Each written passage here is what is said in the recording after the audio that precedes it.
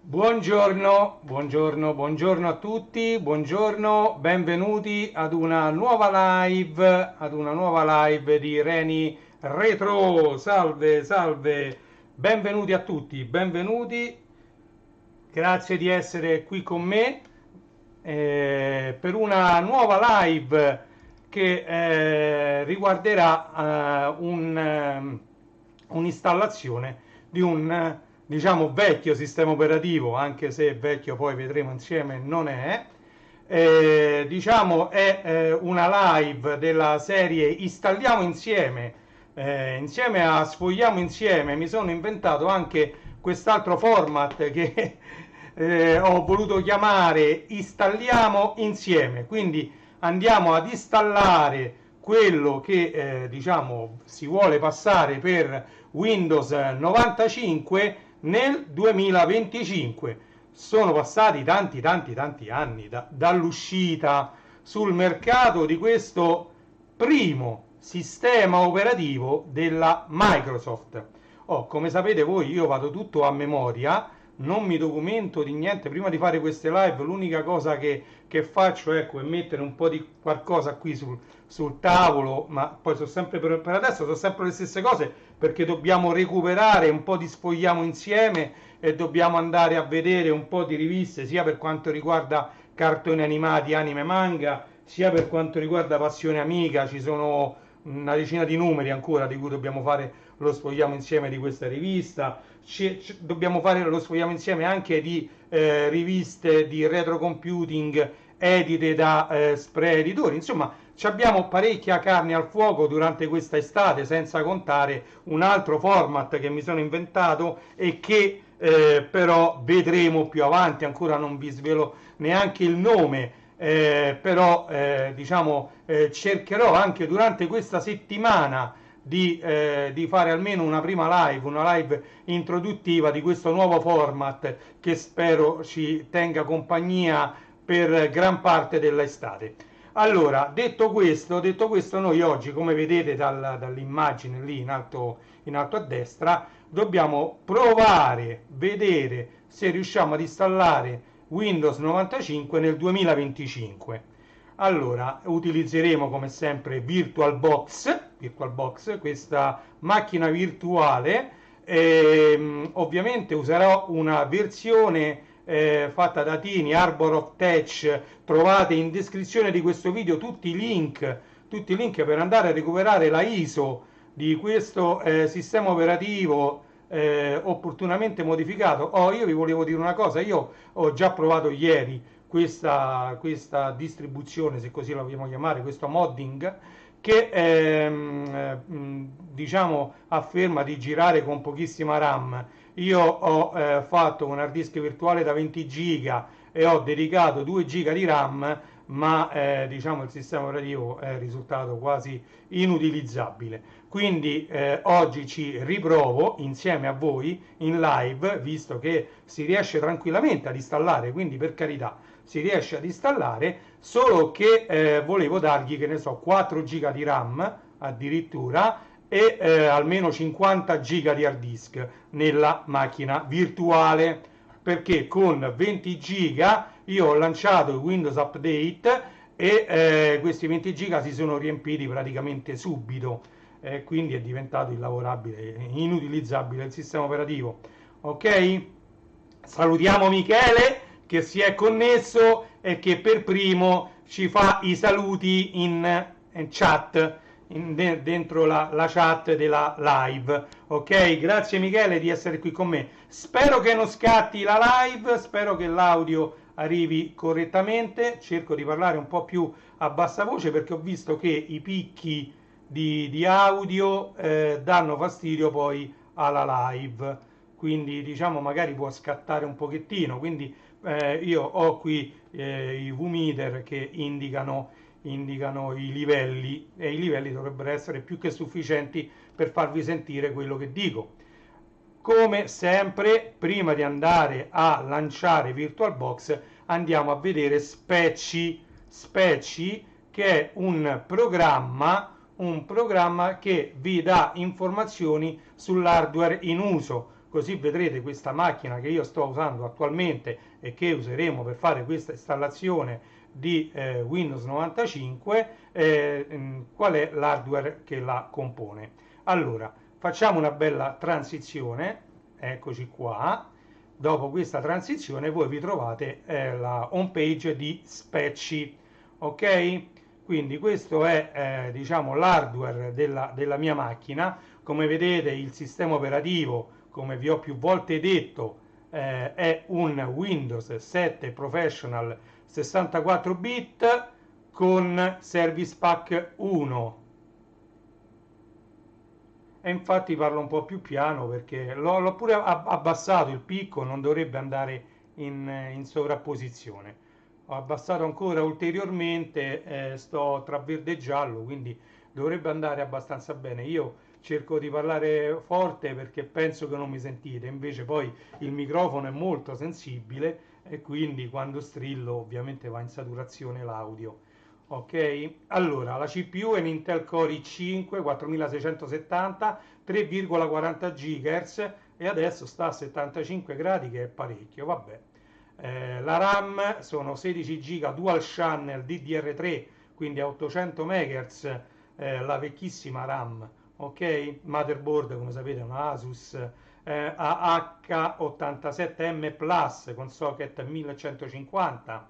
La scheda video cambiata da poco, perché mi dice SA300? No, non è una SA300. Ah sì, vedete sotto c'è scritto Nvidia GeForce GTX 750 Ti, che è la scheda video principale, perché quell'altra è quella on board, c'ha ragione, cioè sulla scheda madre c'è la scheda video e invece io ci ho messo la scheda video aggiuntiva, che poi vabbè vicino a me c'è la scatola originale, eccola qua, la GeForce GTX 750 Ti, ok? E poi vabbè c'è tutto lo storage, tutti gli hard disk, ci sono le due unità ottiche, una è un lettore DVD e l'altro è un masterizzatore CD e DVD, ok?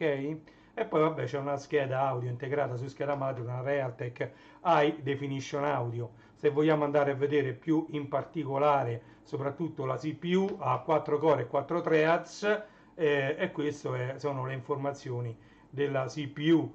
Quindi non è niente di che, non è niente di super tecnologico. Questo PC ha più di 12 anni, quindi andremo ad installare questo facsimile di Windows 95 nel 2025 su una virtual machine, su questa macchina che altro non è che un Intel Core i5 4670 con 16 GB di RAM, ok? Su una scheda Asus con socket 1150, ok? Detto questo, possiamo passare a VirtualBox e quindi passiamo a vedere VirtualBox. Lì ci sono, come vedete, le macchine virtuali, alcune mi pare che le abbiamo create insieme. Aspettate che questo non... Ecco, volevo rimpicciolire questa immaginina, tanto poi dovrò cambiare la finestra perché ovviamente VirtualBox aprirà una finestra sua quando andremo ad avviare la macchina virtuale, ok? E quindi adesso andiamo a creare questa macchina virtuale cliccando su questo bottone celeste con sottoscritto nuova, ok? Dobbiamo dargli un nome e lo chiameremo Windows 95 nel 2025, ok? Mi dice dove lo vuoi salvare, io non lo salvo dentro C, ma andiamo dentro tutti gli hard disk. Come vedete sono tutti rossi questi hard disk e sono tutti 5 terabyte, 2 terabyte, terabyte a buttare, 3 terabyte, ok? Comunque lo andiamo a buttare qui e poi c'è VirtualBox Image, VirtualBox Machine e selezioniamo la cartella. Ok, devo andare a selezionare l'immagine ISO. Ok, andiamo a selezionare l'immagine ISO. Mi sembra che l'avevo messa dentro qua. No, no, infatti ricordate che l'ho messa qua. Sì, ISO VirtualBox ed eccola qui l'immagine ISO è questa qui, ok? Quindi Windows 95, e qui già ci rendiamo conto. Ah, voi non avete visto quando ho creato la virtual. Aspetta, la rifacciamo, faccio annulla. Allora, andiamo, perché purtroppo OBS ovviamente richiede che io, quando vado ad aprire una nuova finestra, richiede che io gli vada a dire che la finestra che deve catturare non è più quella, ma è questa. Ok, bene, bene, bene. E stiamo andando. Allora rifacciamo qua. Allora, Windows 95 nel 2025. Ok, qui come vi ho detto clicchiamo su altro, andiamo su computer, andiamo qua e andiamo su VirtualBox Machine, seleziona cartella. Poi andiamo qui, andiamo a selezionare la ISO, andiamo a selezionare la ISO. Allora, la ISO sta su L, ok, e questa è la ISO, ok? Quindi qui già vediamo qua Windows 95, ok, è il nome della ISO, però qui dice versione Windows 11 64 bit. No, voi non lo riuscite a vedere? Strano, come mai? Sì, lo riuscite a vedere tranquillamente, sì sì, ok. Quindi riuscite a vedere che qui mi dice Microsoft Windows, Windows 11 64 bit. Va bene, andiamo avanti, andiamo avanti. Allora, aspettate che però, ok, salta l'installazione. Ok, qui nome utente ci mettiamo Win95 e anche come password Win95, Win95. Ok? E poi qua Windows 95 senza nel 2025 il nome utente, nome host, e qua va bene così, ok? E quindi questa è la ISO del Guest Add-ons, se lo vogliamo mettere mettiamolo, tanto c'è, però non so neanche se è necessario. Vabbè, comunque andiamo avanti. Allora, la memoria, io vi ho detto che gli avevo dato 2 giga, questa volta gli diamo 4096, che sono 4 giga di RAM, ok? Quindi 4 giga di RAM e 2 CPU addirittura, diamogli addirittura 2 CPU. Avanti. Allora, 80 giga mi sembra eccessivo l'hard disk, e quindi gliene diamo, vorrei dargliene 50, ma come si fa? 50,0 si può? Sì, 500. Allora, facciamo così.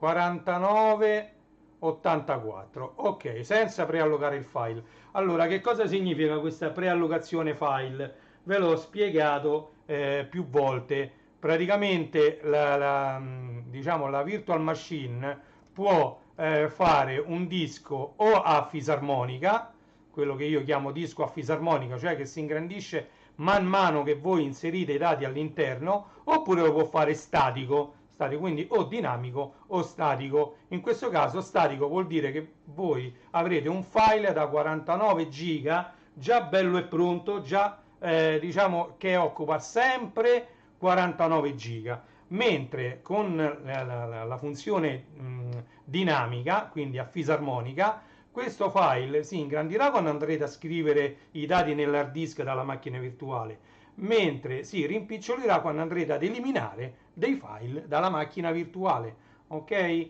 Quindi io preferisco questo sistema a fisarmonica, perché se vengono usati solo 20 giga, voi avrete un file da soli 20 giga sul disco.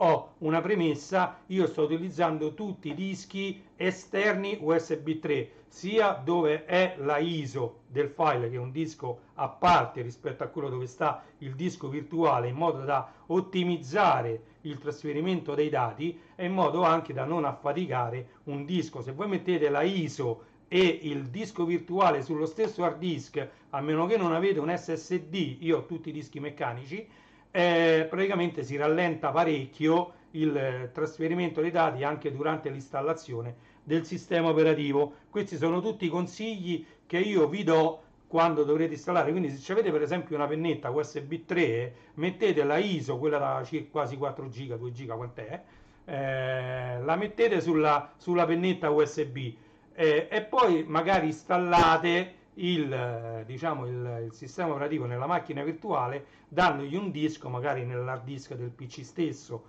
Questo vale anche per chi ha dei PC un po' più datati, ok? In modo da separare l'immagine ISO dall'immagine del disco virtuale per massimizzare il trasferimento dei dati. Ok, andiamo avanti e questo dovrebbe essere il riepilogo della nostra diciamo macchina virtuale appena creata. Come vedete, diciamo Virtual Machine ci dice che creeremo una macchina virtuale, una VirtualBox chiamata Windows 95 nel 2025, basata su Windows 11 64 bit. Ci dà l'allocazione dei vari file ISO e del disco virtuale, il file ISO. ISO quest addons stanno lì, ok. E poi ci dice che la cartella della macchina sta nel disco P e invece l'immagine ISO sta nel disco L. Ok, io faccio clic su fine, ok, e lui me l'ha creata. Andiamo a vedere, vedete? Me l'ha creata qui, voi adesso vedete male perché l'immagine è gigantesca, adesso la vado a rimpicciolire perché ok, e adesso sta partendo la virtual machine e andiamo su proprietà e andiamo a cambiare la macchina. Ok, bene, bene, ecco la macchina virtuale. Allora qua bisogna riavviare la macchina. Allora device manager, qui facciamo ESC,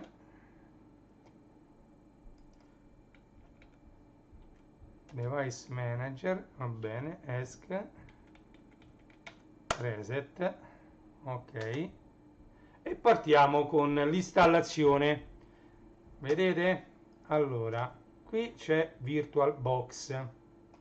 Allora rimpiccioliamo un po' VirtualBox, come vedete sta caricando il sistema operativo, ok, ed ecco che parte l'installazione del sistema operativo e come vedete è abbastanza veloce l'avvio di questo sistema operativo. Setup starting, ok, andiamo a vedere poi quanto ci mette.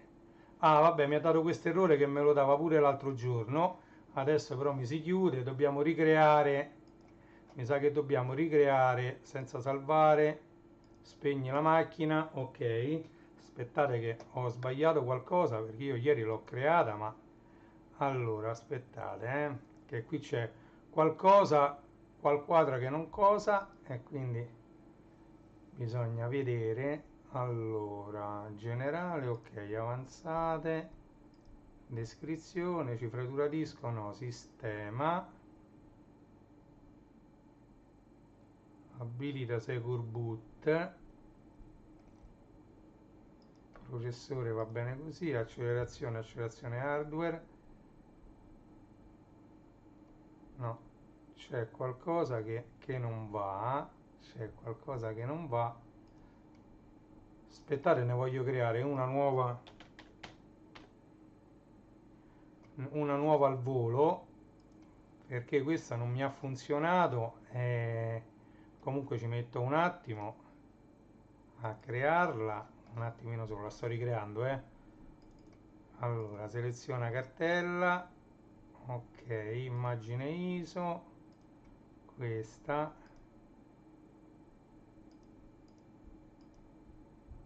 salta l'installazione, non è, infatti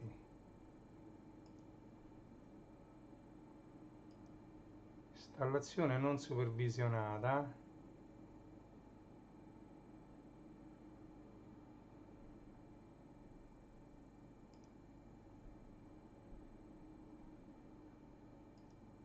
no, allora mi sa che il problema è il UEFI BIOS, sapete perché? Però mi pare strano. Allora no,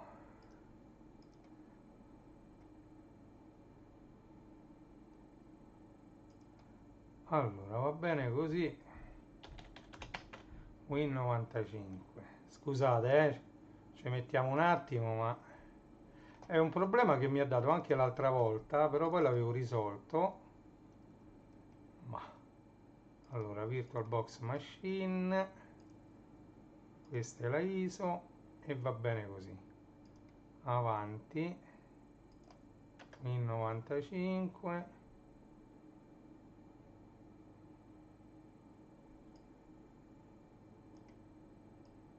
Allora,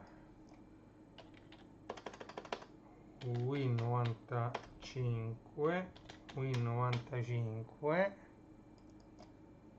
Win95, perfetto, va bene, avanti, qua va bene, avanti, abbiamo detto 49 giga, avanti, fine, vediamo se sono curioso di vedere se questa invece funziona. Ok, sto vedendo io se funziona, perché se no è un macello. Dovrebbe funzionare però, perché io gli ho detto di non utilizzare l'unattended installation. Abbiamo già parlato di cosa si tratta. Setup is starting, vi faccio vedere cosa sta facendo la macchina virtuale. Niente, mi compare questo messaggio: Windows cannot read the product settings from unattended answer file, e mi si chiude tutto. Product key, ma la product key va messa dopo, c'è qualcosa che non va. Io gli ho detto che l'unattended non doveva essere fatto, che lo avrei installato io questo sistema operativo. C'è qualcosa che non va, Setup is starting.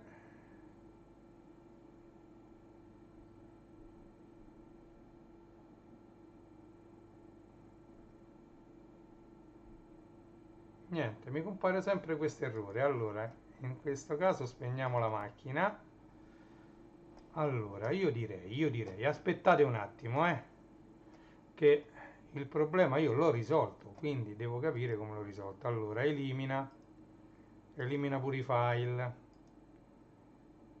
Allora, questo, aggiungi cosa? No. Allora, proprietà, impostazioni di questa macchina virtuale. Microsoft Windows 11 64 bit.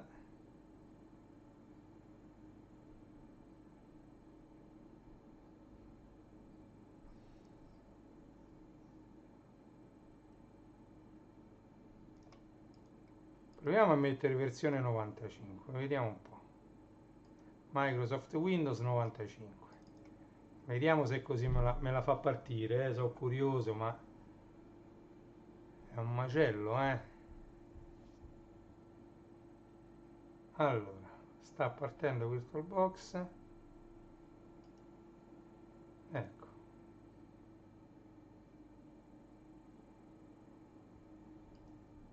Monte riprova l'avvio. E no, non riesce a partire così. Ok, no, così non va bene. Impostazioni.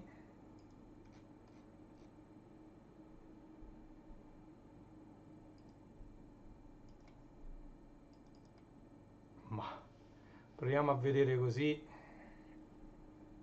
se funziona. Sono curioso. VirtualBox, perché va a caricare il sistema operativo, ma poi non trovando il file con il product key si blocca. Allora, adesso voi non vedete, però io sto vedendo. Se funziona vi condivido tranquillamente il desktop. Ecco, sta caricando. mi sa che mi dà sempre lo stesso errore. Niente, Windows cannot read, ma io non gli ho detto di usare l'unattended answer file, non lo devo usare. Qualcuno di voi che usa VirtualBox sa come si mette, come gli si dice che non deve andare a cercare, perché quello è VirtualBox che va a cercare l'unattended answer file. Avanzate, appunti condivisi, trascina e rilascia, no. Crittografia del disco, no. Non c'è. Sistema.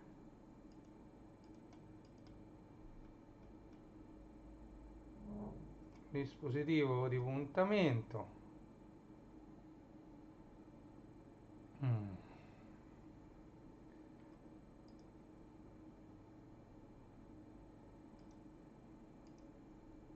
Interfaccia utente, file, maschera, visualizza, ma non è. Rilevate impostazioni non valide. La macchina virtuale è configurata per utilizzare una scheda grafica diversa da quella.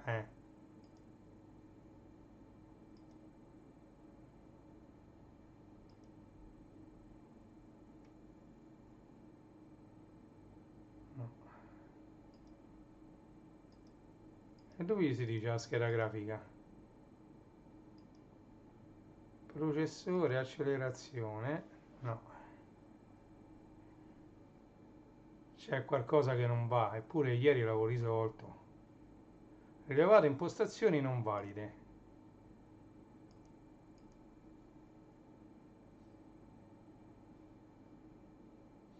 Consiglio di cambiarla a meno che non. Allora, vediamo un po' se si va qui.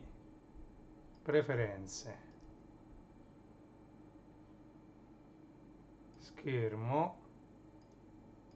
Dimensione maschera su schermo, no. Generale, no. Impostazioni. Aggiornamento, lingua, schermo. Dimensione maschera, quest, automatica, no. Mi manda al manicomio a me sta cosa, eh. Ho chiuso VirtualBox, adesso lo riapro. Ieri ha funzionato, ci ho lavorato. Sposta nel gruppo, avvia, mostra, ordina, impostazioni. Allora, sistema, allora, generale, Windows 11 64 bit.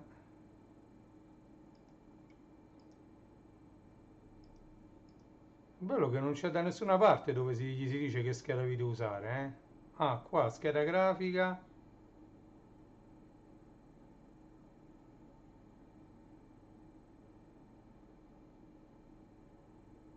Che significa nessuno?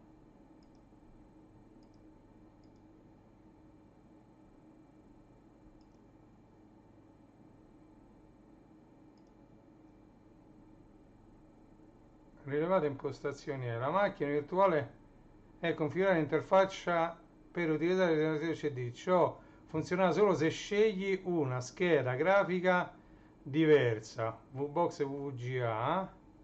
Disabilita l'accelerazione 3D. VBox e VGA. VBox SVGA. Oh. Ok. 128 MB di memoria video, 256 MB di memoria video, un numero di monitor 1. Vabbè, ma non penso che sia quello comunque,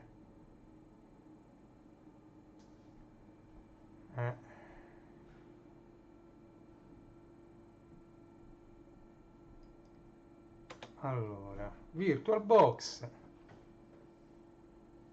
Guardate, è una cosa incredibile, Quando non funzionano le cose è un macello, Poi soprattutto in live.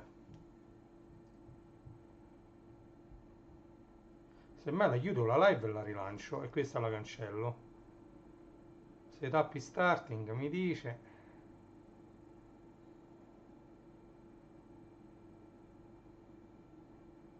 Niente. Il bello è che non mi dà neanche la possibilità, ecco, Windows cannot read the product key settings from the unattended answer file, e si chiude. Spegni la macchina e allora vuol dire che c'è qualcosa qua, però qua non penso che c'è qualcosa dentro alla cartella su L ISO VirtualBox, e no,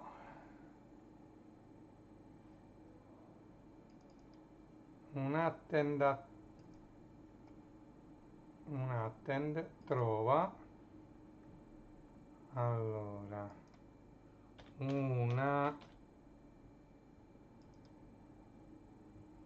non lo trova l'unattend, anche perché è una cosa della virtual machine, non è una cosa della ISO file qua, del file ISO. Voglio provare, che io volevo provare anche Windows XP, quindi andiamo a fare impostazioni e gli vado a cambiare l'immagine ISO.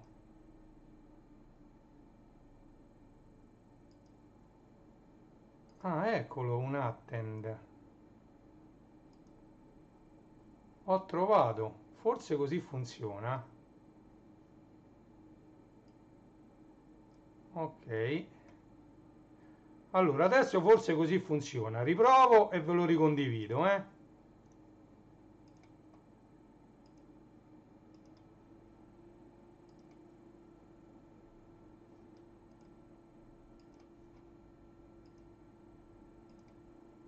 Ok.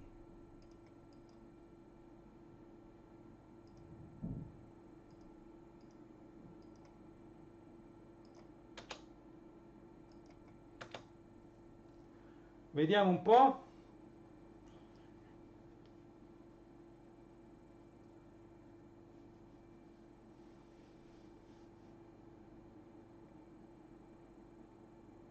Sono curioso di vedere se così funziona. Sì, funziona, perfetto, perfetto. Allora, siamo pronti per procedere all'installazione di questo pseudo Windows 95.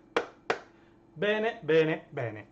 Allora, il linguaggio ovviamente è solo in inglese, non vi aspettate, però qui noi possiamo andare a settare francese, tedesco, spagnolo, tutte le lingue, e noi ci andiamo a cercare italiano, Italia.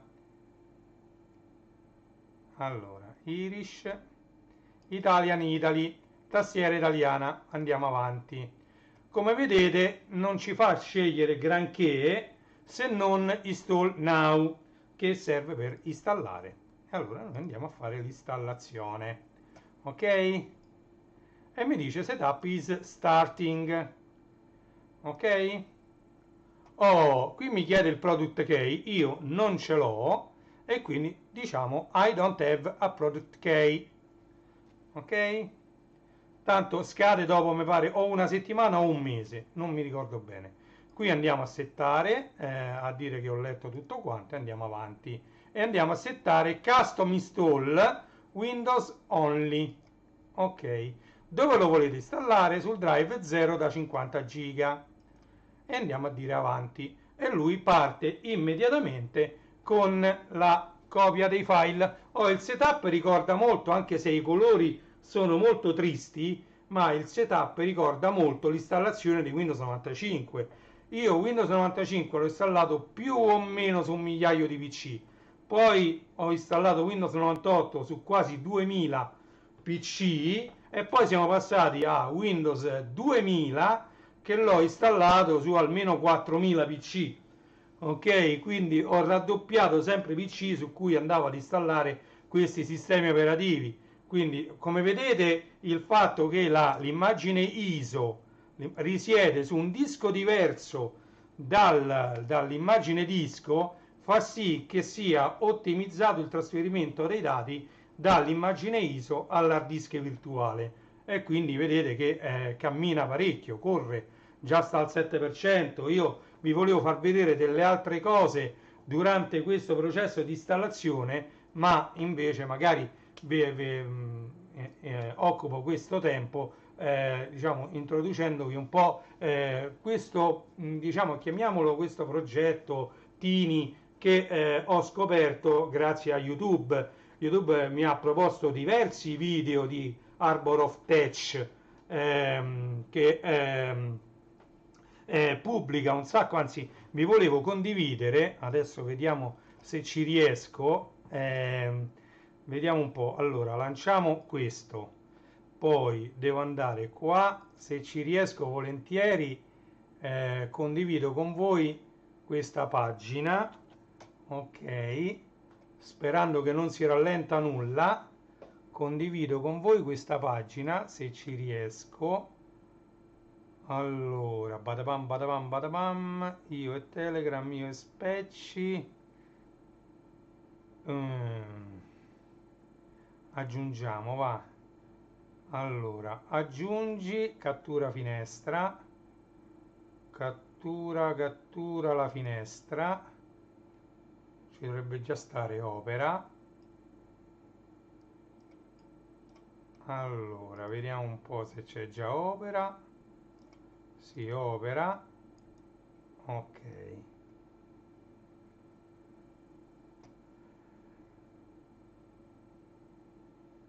Opera, si sta ancora aprendo,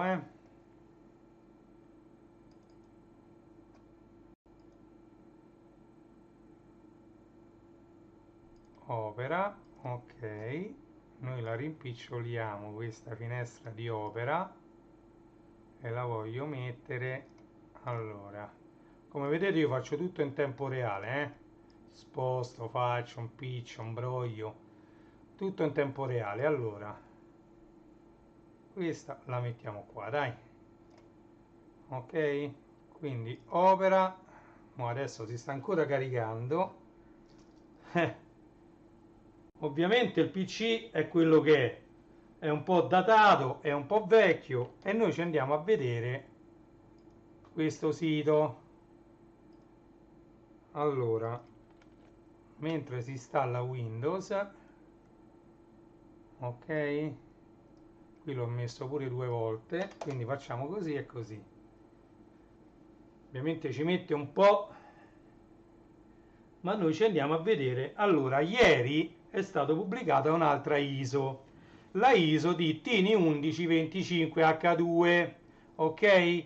A detta di colui che l'ha fatta, questa Tini 1125H2, questa versione dovrebbe girare con 256 MB di RAM e 4 GB di disco, però dubito che un Windows 11 possa girare con questi requisiti.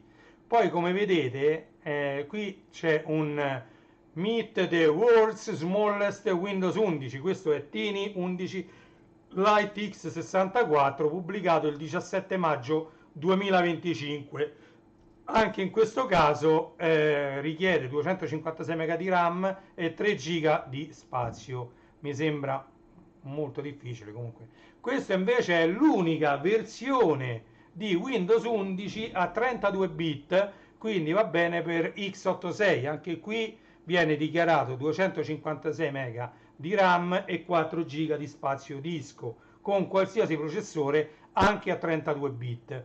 Questa è la versione che stiamo installando noi attualmente, quindi Windows 95, tra l'altro a 64 bit, che ci tengo a precisarlo, Windows 95 non è mai uscito a 64 bit, così come Windows 11 non è mai uscito a 32 bit, ok? Quindi sono delle versioni particolari moddate per funzionare su sistemi operativi, nel caso di Windows 11 su sistemi operativi più datati, nel caso di Windows 95 su sistemi operativi più moderni, ok? Poi qui c'è un'altra versione di Tini 11 pubblicata il 16 marzo 2025, come vedete è anche questo 256 MB di RAM richiesti e 5 GB di hard disk, quindi Tini 11 sempre basato su Windows 11, e qui c'è un Windows XP 2025 Edition. Questo gira su tutte le piattaforme moderne, è un sistema operativo a 64 bit. Ricordiamo che ci fu solo una versione particolare di Windows XP che uscì a 64 bit, ma le versioni che abbiamo tutti quanti conosciuto di Windows XP erano tutte a 32 bit. All'epoca ancora non c'erano tantissimi processori a 64 bit, per quanto Windows XP, quello che mi fa piacere ricordare di versione, era la Media Center Edition. C'era Windows XP Media Center Edition, che era un'ottima versione di Windows XP che poteva sfruttare anche le schede video, quelle chiamate appunto Media Center, cioè delle schede video particolari che, oltre a supportare il telecomando, che all'epoca era a infrarossi, supportavano anche il decoder, che in alcune schede, mi ricordo Outpage soprattutto, avevano anche il decoder DTT, Digital Terrestrial, quindi il decoder digitale terrestre, e alcune addirittura in aggiunta al decoder analogico, quando si era nella transizione dal segnale televisivo da analogico a digitale terrestre, tutto supportato da un telecomando. Molti telecomandi avevano anche diciamo i loghi di Microsoft Windows, soprattutto Windows XP, proprio sul telecomando, per attivare la funzione Media Center Edition, che ci permetteva non solo di vedere i film DVX o MPEG contenuti negli hard disk dei PC, ma ci permetteva anche di vedere i DVD. Se noi mettevamo un dischetto DVD nel lettore DVD del PC, era anche di vedere le trasmissioni televisive laddove avevamo una delle schede sopracitate, ok, citate prima, insomma. Poi qui sotto vediamo un Windows 7 che, come abbiamo visto, io ancora adopero Windows 7, ma questo in questo caso è una versione moddata di Windows che innanzitutto richiede 512 MB di RAM e 5 GB di hard disk, ma supporta ancora oggi gli aggiornamenti di Microsoft, ok? Poi andiamo avanti, c'è anche Tiny 10, ok? Quindi questo è basato, diciamo, tra virgolette, su Windows 10, richiede 1 GB di RAM e solo 5 GB di hard disk, ok? Poi ci sono delle versioni per ARM 64 che queste non le ho trattate. Andiamo avanti, sempre più indietro nel tempo. Qui siamo l'anno scorso, il 25 dicembre del 2024 veniva rilasciato questo Tiny 11 2025 Edition, 256 MB di RAM e 5 GB di hard disk richiesti. Poi, sempre andando più indietro nel tempo, il 21 agosto 2024 veniva rilasciato questo Windows 11 macOS Sequoia Edition, che richiedeva, sotto c'è scritto 256 MB RAM, però è 1 GB di RAM e 7 GB di hard disk, ok? Andiamo avanti, c'era un Tiny 11 rilasciato il 26 luglio 2024, la 24H2 LTSC, la più veloce e più meno capiente, infatti gira solo con 4 GB di hard disk e 256 MB di RAM, di Windows 11 24H2. Poi c'era un'altra versione di Windows XP, sempre 64 bit, rilasciata il 29 febbraio dell'anno scorso, quindi più di un anno fa. Le trovate tutte quante qui, su questo sito che vi ho messo in descrizione di questo, diciamo, di questo video. Poi c'è un Tiny 11 2024 Edition a 64 bit che richiede solo 256 MB di RAM e 6 GB di hard disk, però io andrei, poi li vedremo piano piano, adesso che ho imparato bene come farli partire, li andremo ad installare tutti quanti. Andiamo avanti, c'è un altro Tiny 10 2024 Edition, anche questo a 64 bit e anche questo richiede 256 MB di RAM e solo 4 GB di disco fisso. Un'altra versione per ARM 64 e saltiamo subito a Tiny 11 with AI, intelligenza artificiale, e Copilot Update, richiede 8 GB di hard disk e 1 GB di RAM. Andiamo avanti, questo è Windows 11 macOS Sonoma Edition, richiede 1 GB di RAM e 6 GB di hard disk, anche 7, raccomandati 7. Tiny 11 2023, questo venne rilasciato il 16 agosto 2023, una versione di Windows 11 all'epoca, quindi parliamo appunto dell'estate di 2 anni fa, quindi del 2023, 256 MB di RAM e 2 GB di spazio, quindi il più piccolo possibile, il Windows 11 più piccolo possibile per l'epoca, ok? Quindi stiamo parlando di agosto 2023. Poi c'è un'altra versione di Windows 10, sempre 2023, questo è stato rilasciato il 4 luglio 2023, questo anche è Windows 10 che richiede 256 MB di RAM e 5 GB di hard disk, ok? Qui poi c'è Windows 11 Seamless a 64 bit, rilasciato addirittura il 22 giugno 2023, 256 MB di RAM e 5 GB di hard disk richiesti. Arriviamo addirittura all'11 giugno 2023, quando venne rilasciata questa versione di Tiny 11, che dovrebbe richiedere 256 MB di RAM e 4 GB di hard disk, quindi per i PC molto datati. E poi arriviamo a Seamless OS 7, quindi basato su Windows 7, rilasciato il 7 maggio 2023, più di 2 anni fa, con 256 MB di RAM richiesti e 4 GB di hard disk. E questo è il Seamless OS 11, quindi basato su Windows 11, 29 aprile 2023, più di 2 anni fa rilasciato, 256 MB di RAM e 4 GB di hard disk richiesti. E poi arriviamo, no, questo non è il primissimo, addirittura questo è Seamless OS 10, mentre quello sopra è il Seamless OS 11. Questo è Seamless OS 10 a 64 bit, 256 MB di RAM e 5 GB di hard disk richiesti. E poi arriviamo al primissimo rilascio, che è stato Windows 11 for 32 bit PC, ok? Quindi questo è stata, diciamo, rilasciata il 20 febbraio 2023 una versione a 32 bit di Windows 11 che richiedeva solo 256 MB di RAM e 3 GB di hard disk, ok?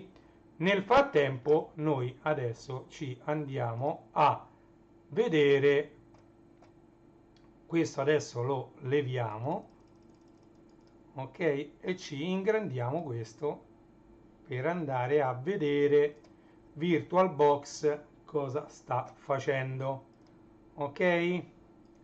Come vedete permetteva di mettere in pausa e tornare indietro con le trasmissioni in diretta sui canali della TV, oltre a registrare i programmi e masterizzarli su CD.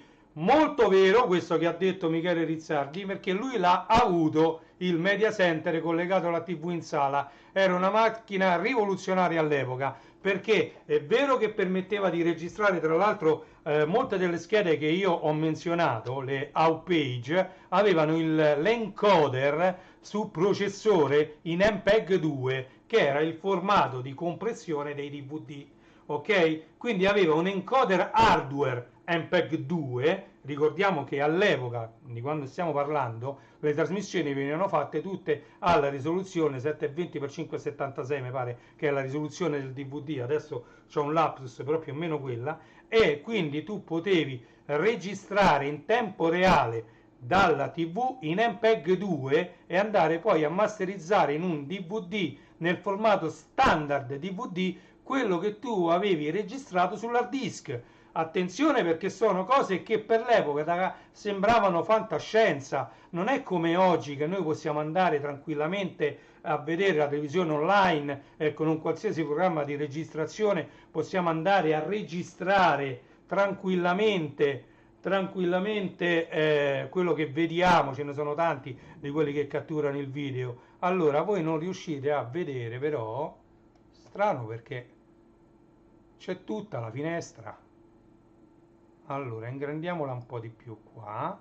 Ah sì, beh, c'è.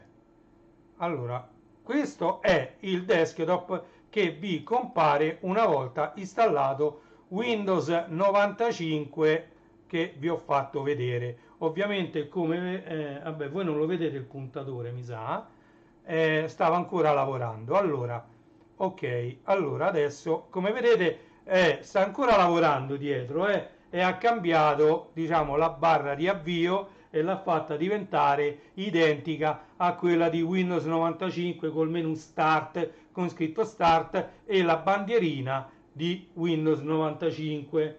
Guardate che spettacolo. Ok?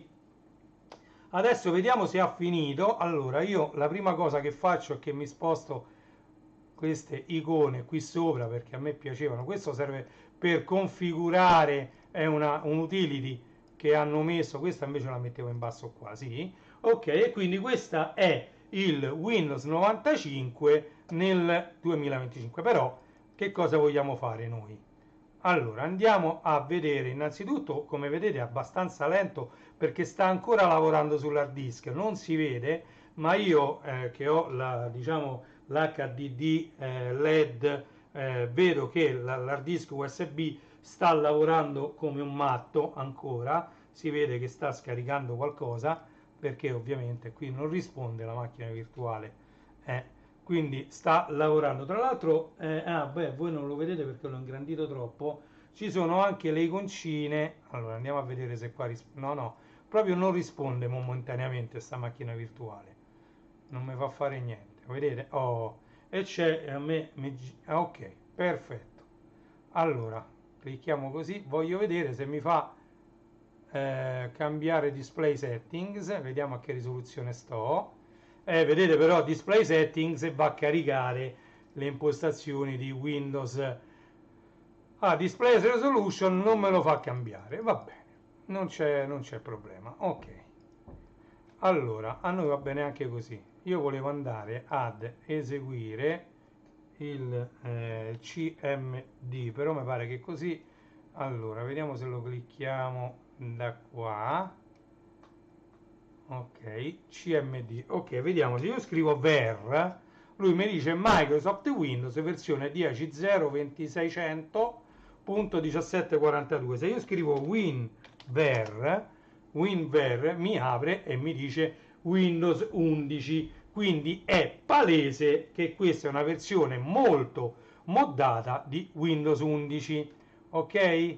Detto questo, noi ci andiamo a vedere Task Manager. Il Task Manager ovviamente è quello di Windows 11, ok? E quindi mi va ad aprire il Task Manager, prerogativa soprattutto di Windows 11. Io lo utilizzavo tantissimo su Windows NT Server 4.0, perché il Task Manager mi faceva vedere quali erano i processi che più andavano ad occupare la CPU. Vedete quanto tempo ci mette a caricare una cosa molto semplice come il Task Manager? Questo perché il sistema è molto appesantito rispetto a tanti altri che io ho installato con la Virtual Machine. Sempre su questa stessa macchina ho installato tanti Linux con la Virtual Machine. Allora questo lo possiamo togliere e andiamo a vedere come stiamo messi con le risorse. Allora la CPU, diciamo, lavoricchia, ma adesso vedete sta utilization 4, 5, 4, quindi non è un problema di CPU. Andiamo alla memoria. Noi abbiamo 4 giga di RAM. In uso, vedete, dice 1,5 giga di RAM. Disponibile 2,5 giga. Quindi diciamo che la memoria occupata con 256 mega è quasi impossibile che questo sistema giri, anche perché io non ho aperto niente. Ecco, se vogliamo chiudere il prompt dei comandi, che è la cosa che occupa meno di tutto, noi andiamo a chiudere il prompt dei comandi, ma non guadagniamo niente di RAM. Ok? Andiamo a vedere qui chi è che ci occupa più memoria e andiamo a vedere che Retrobar già ci occupa 39 mega di RAM. Poi c'è il Task Manager che è lui stesso, un altri 38 mega, e poi ci sono tutti i vari altri servizi di Windows che sommati fanno quello che abbiamo visto. Ok? Allora andiamo a vedere questo software che ci viene fornito, che cosa ci permette di fare. Andiamo ad avviarlo. Lui ci dice: sei sicuro che lo vuoi eseguire? Sì, tanto stiamo in una macchina virtuale, siamo abbastanza protetti, quindi possiamo tranquillamente eseguire questi programmi. Ok, Allora, possiamo scegliere se abilitare o disabilitare Windows Defender. Sto sulla colonna di destra. Possiamo decidere se abilitare o disabilitare gli aggiornamenti di Windows, se vogliamo abilitare solo quelli della sicurezza, abilitarli tutti o disabilitarli tutti. Possiamo abilitare la compressione. Proviamo ad abilitare la compressione. Ok? E questo in tempo reale dovrebbe andare a lavorare su tutti i file e li dovrebbe comprimere. Ah no, accesso negato, in questo caso perché non ho eseguito come amministratore, si vede questo, diciamo, questo comando, system volume information access is denied. Vabbè, comunque sta lavorando e sta facendo, vedete, molti file a cui lui ha accesso li sta comprimendo, vedete? E quindi li comprime in tempo reale, vediamo quanto ci mette. Questo sta nella cache, installer cache, che tra l'altro si potrebbe pure pulire, la cache di installazione. Ok, non è proprio lentissimo, sembra che va. Sta comprimendo praticamente tutti i file, anche quelli usati dal sistema operativo. E quindi andando a fare questo lavoro, ovviamente lo spazio che va ad occupare sull'hard disk è molto ridotto, anche perché qui si parla sempre, vedete, 1,8 a 1, 2 a 1, quindi è quasi la metà, addirittura 1,7 a 1, 3 a 1, 3 a 1 è un terzo, diventa il file quando leggete 3 a 1, 2,7 a 1, 3,3 a 1, quindi molto spesso riesce a comprimere parecchio e siccome sono tanti file, magari file di log, file che si riescono a comprimere parecchio, ce ne sono tanti nel sistema operativo e con questo sistema si può tranquillamente andare a occupare molto meno spazio su hard disk perché diciamo si vanno a comprimere uno alla volta tutti i file che sono. Questa è una funzionalità però che anche Windows ha. Voi potete andare su una cartella, andare sulle proprietà avanzate di quella cartella e andare a dire dove c'è anche la criptazione di una cartella, c'è anche la compressione della cartella e gli dite a Windows che quella cartella la può comprimere. Però attenzione perché io con questo sistema ho rotto più di un hard disk perché in questo caso il file viene letto, decompresso e ricompresso in tempo reale quando viene scritto, quindi diciamo che è tutta una procedura che fa faticare molto di più l'hard disk sia meccanici che quelli SSD, anche perché gli SSD hanno una durata, le celle che vengono lette e scritte, anche se con le ultime tecnologie gli SSD hanno una durata enorme, però diciamo che è sempre una durata limitata nel tempo, anche se questo tempo diventa sempre più lungo. Però diciamo può essere un sistema per risparmiare spazio su hard disk, anche se gli hard disk al giorno d'oggi diventano sempre più grandi e ciò è dovuto anche al fatto che ci andiamo a salvare dei video, magari anche fatti da noi con i cellulari, non si usano più neanche le telecamere, ma i cellulari hanno queste videocamere con sempre più megapixel a bordo e quindi i nostri filmati diventano sempre più grandi a parità di durata, aumentando ovviamente la risoluzione della videocamera. Io vi sto parlando proprio perché durante questa operazione è un po' noiosa vedere questo prompt dei comandi che ci fa vedere tutti i file che vengono compressi.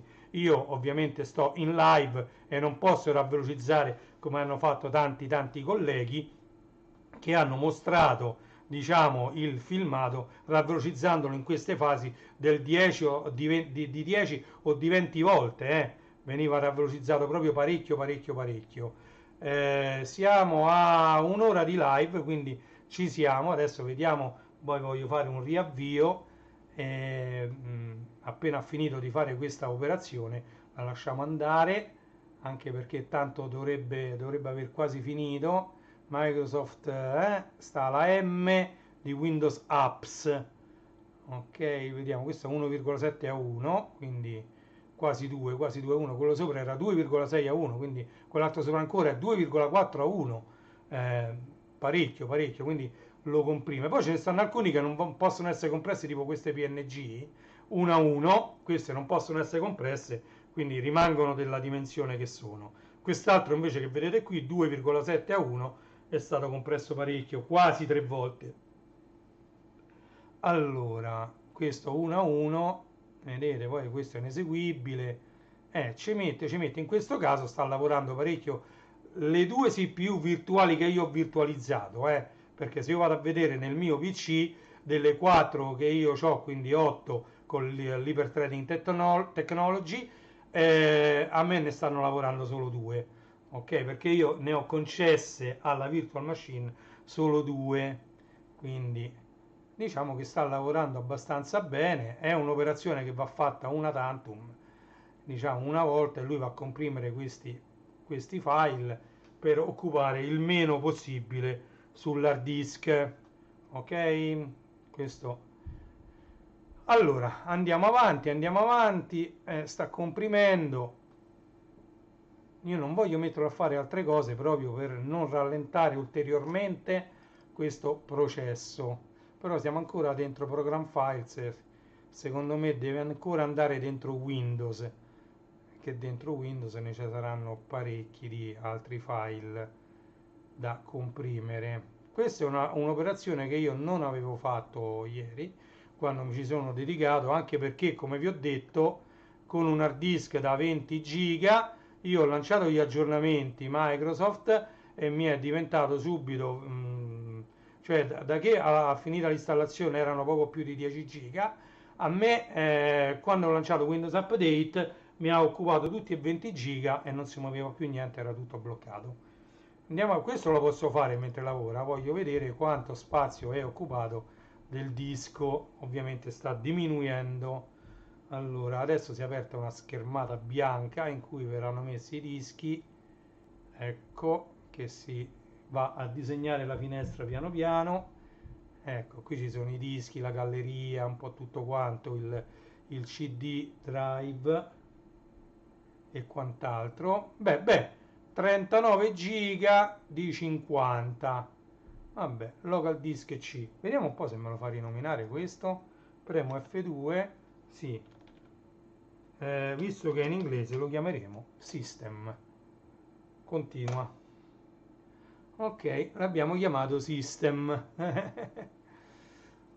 Ok, e quindi sembra che va. Sta comprimendo. E dove è arrivato? Sempre dentro Program Files sta. E cammina che è uno spettacolo. Molto molto veloce. Vediamo un po' quanto ci mette. E la miseria.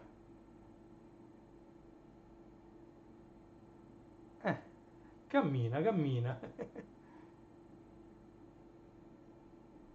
JS su JavaScript, eh.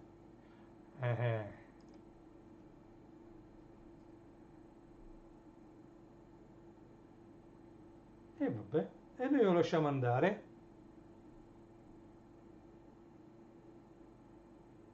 Non ho capito dove è arrivato, però. Ah, è x86, Program Files x86. Questi sono tutti programmi installati a 32 bit che sono compatibili con Windows a 64 bit. Oh, Program Data, adesso sta dentro Program Data. Ok. Qui non ce ne dovrebbero essere tantissimi di file dentro Program Data. A voi l'antivirus addirittura. Microsoft, questo è sempre Program Data, vedete la cartella è Program Data. Ok, C Program Data 1 a 1. Purtroppo ce ne sono alcuni che non si possono comprimere o perché sono troppo piccoli o perché non sono proprio comprimibili. Vedete, queste per esempio sono grandi, ma questi VDM non si possono comprimere e quindi rimangono 1 a 1 della stessa identica grandezza. Stiamo sempre dentro Program Data Package Cache. Per tutti i file d'appoggio che utilizza Windows sono tantissimi, tra i file di cache, i file di installazione, file temporanei. Sono tanti. Guardate quanti file solo per aver installato il sistema operativo. Non c'è installato neanche un programma, si può dire. Io vi posso aprire il menu avvio qua.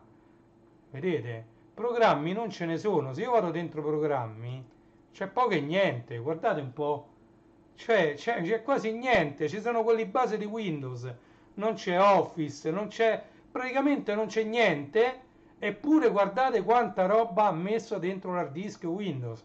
È una cosa incredibile, completamente diverso da il vecchio sistema operativo di Amiga, il Workbench, che a parte che risiedeva su dischetti, attualmente anche, vabbè, le ultime versioni 3.2, 3.9 eccetera vengono distribuite anche su CD, però diciamo l'ultima ufficiale Commodore, che era la 3.1, Workbench 3.1, risiedeva su floppini, e tu lo sapevi tutti i file che lui andava a mettere nella disca a cosa servivano, ma erano quei pochi file che servivano ad avviare il sistema operativo e basta, senza tutti questi file d'appoggio, tutte queste temporanee, tutta questa roba che diciamo non si capisce ma oramai vedete tutti questi log, questi tutti i log, e infatti 7,81, 8,21 sono file di testo i log, quindi perché andare a fare tutti questi, tutte queste guardate quanti file, cioè sono esagerati, secondo me è proprio un'esagerazione di file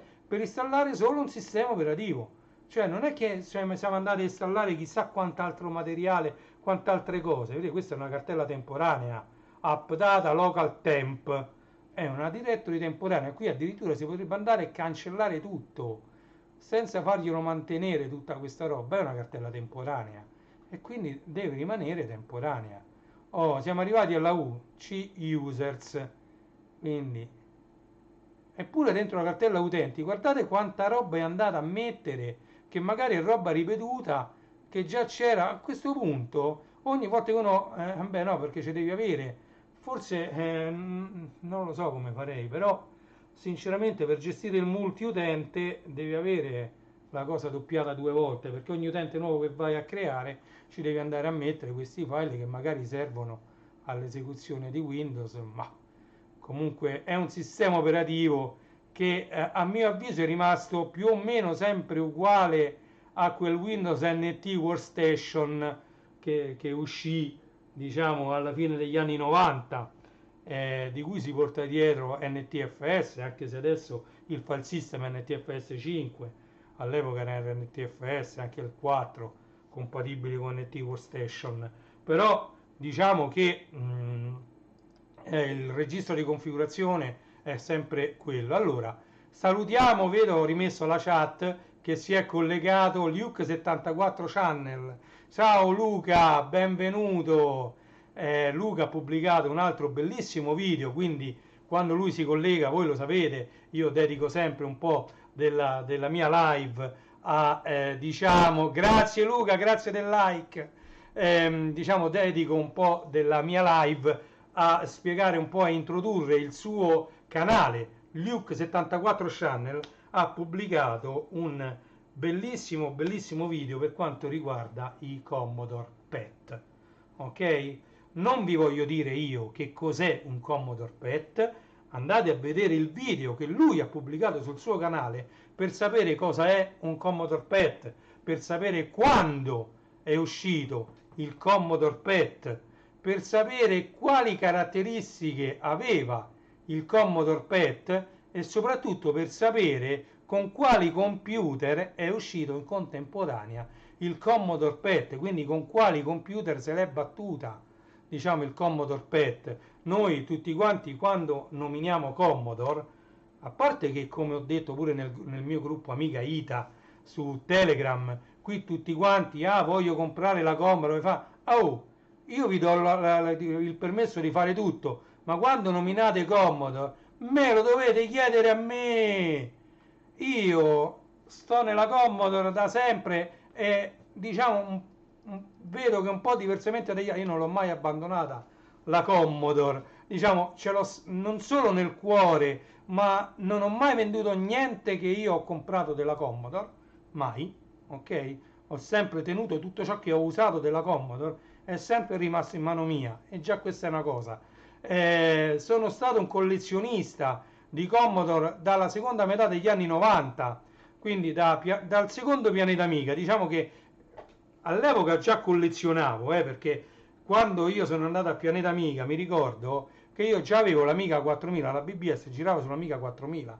Io mi ero portato un Amiga 1200 con dentro un hard disk con una copia della BBS, ovviamente non connessa alla linea telefonica, per farla vedere in fiera a Pianeta Amiga 98. C'è un video che io ho pubblicato dove si vede il mio stand, però io avevo montato questo Amiga 1200 accanto, ma quel poco che si vede del mio stand, il video l'ha fatto un amico che non c'è più, saluto tanto, Sergio.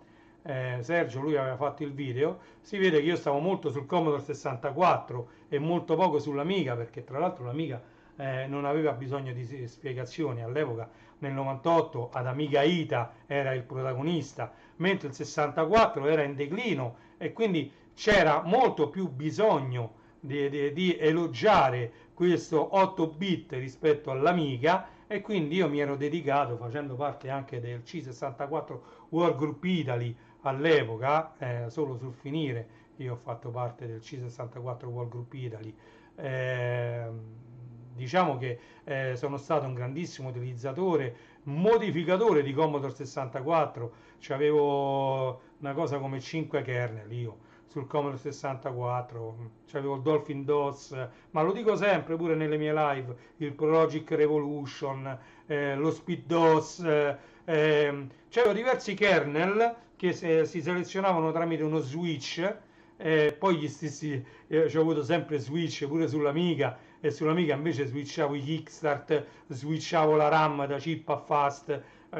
Diciamo, ho sempre smanacciato con l'hardware della Commodore, con tutti questi filetti che andavano a finire su questi interruttorini piccoli piccoli, che uno, a seconda di come li impostava, diciamo, c'aveva una macchina diversa. Il mio Amiga 500, più volte l'ho detto, aveva l'espansione di memoria sotto, aveva il Super Fat Agnus, quindi era un Amiga 500 primo modello, quindi che uscì addirittura col Kickstart 1.2, a cui venne sostituito il Kickstart con l'1.3 e poi messo anche l'1.3 e il 3.0. Ok? Poi c'aveva l'espansione di memoria sotto da 2 mega, quindi no, mi pare sì, da 2 mega, che poi sì, praticamente col Super Fat Agnus potevo dare di questi 2 mega, mezzo mega la chip, che col mezzo mega integrato sulla scheda madre dell'Amiga mi diventava 1 mega di chip. Cavolo, è successo qua, si è diventato tutto nero. Ah, era lo screensaver. Diventava 1 mega di chip e 1 mega e mezzo di fast, di altra memoria. E poi c'aveva il GVP A530 laterale, l'A530 Turbo, col 68030 della GVP, pagato un sacco di soldi, e con la Total Board, la GVP PC 286, che aveva il processore proprio Intel 286 on board, su questa schedina molto piccola. E io, diciamo, con questo Amiga 500 e con altri 4 mega addirittura di RAM della GVP, quindi erano SIM molto veloci a 60 nanosecondi, marcate GVP, costavano un sacco di soldi, più delle SIM che venivano vendute all'epoca per i vari 386 e 486, perché a quell'epoca diciamo, l'Amiga se la batteva con i 386 e con i 486. Ok? Solo più tardi uscì diciamo, i primissimi computer Pentium, e poi uscirono anche i 486 di X2, di X4, figuriamoci. Poi vabbè, ci fu tutta l'evoluzione, perché dall'uscita del processore Pentium fu un'escalation, l'Intel non si fermò mai, e neanche la AMD dal canto suo, e fu un'escalation di processori che diciamo quasi non si ferma più ancora al giorno d'oggi. Noi tendiamo a cambiare PC per velocizzare sempre di più, diciamo, il nostro lavoro, soprattutto per i giochi che richiedono hardware sempre più potenti e processori sempre più performanti. Tra l'altro già all'epoca c'erano le varie schede video aggiuntive, mentre noi su Amiga uscì la Picasso 4, uscì la Cybervision 3D, per carità, per Amiga 4000, per Amiga 3000, per Amiga 2000 uscirono delle schede video, però diciamo che il video nativo di Amiga non poteva essere modificato, quello era e quello rimaneva. Noi potevamo andare ad agire soltanto sulla CPU e su quella che veniva chiamata il coprocessore matematico, Floating Point Unit, o FPU, quindi potevamo andare a modificare la CPU, a accelerare la CPU, andare a cambiare i quarzi per overclockare leggermente la CPU o mettere un coprocessore matematico che poteva andare ad aiutare la CPU nei calcoli in virgola mobile.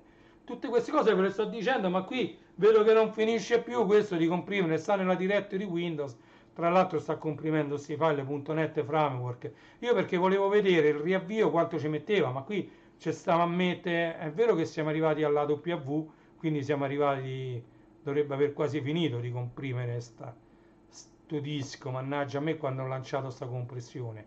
Comunque non la volevo interrompere, volevo vedere, sembra che non ha dato neanche un errore, però sta ancora la M dentro la directory W, quindi .NET Framework, anche questo è una cosa incredibile quanti file richiede. Poi diciamo che sono lenti gli hard disk, ti credo, perché se vanno a leggere tutti questi file, anche piccolini, e li devono leggere tutti in tempo reale, comincia a diventare per il sistema operativo una cosa molto molto complessa. Ragazzi, qui è un macello, eh.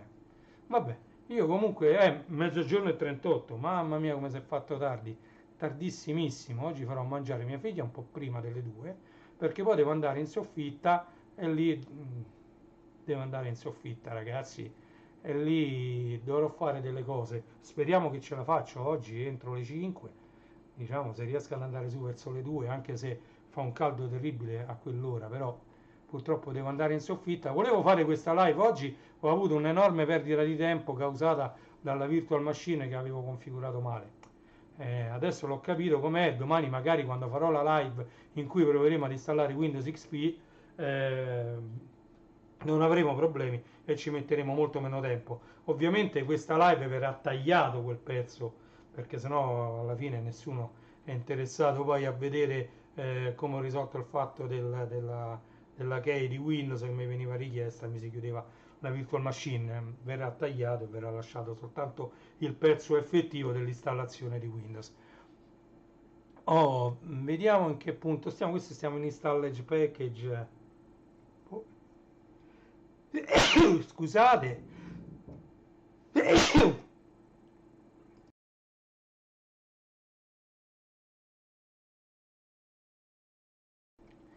I miei soliti tre starnuti, perché qui comincia a fare un caldo terribile. Io dietro c'ho un condizionatore, ma come ho detto più volte durante le mie live è rotto da 8 anni. Non sento la necessità di ripararlo perché basta aprire forse qua finiamo. No, stiamo alla L, language file, LES, vabbè, S, però ci sarà System 32, SXS, vediamo, guarda. Comunque, che cosa abbiamo imparato da questa live? Sicuramente che Windows ha troppi file, troppi file.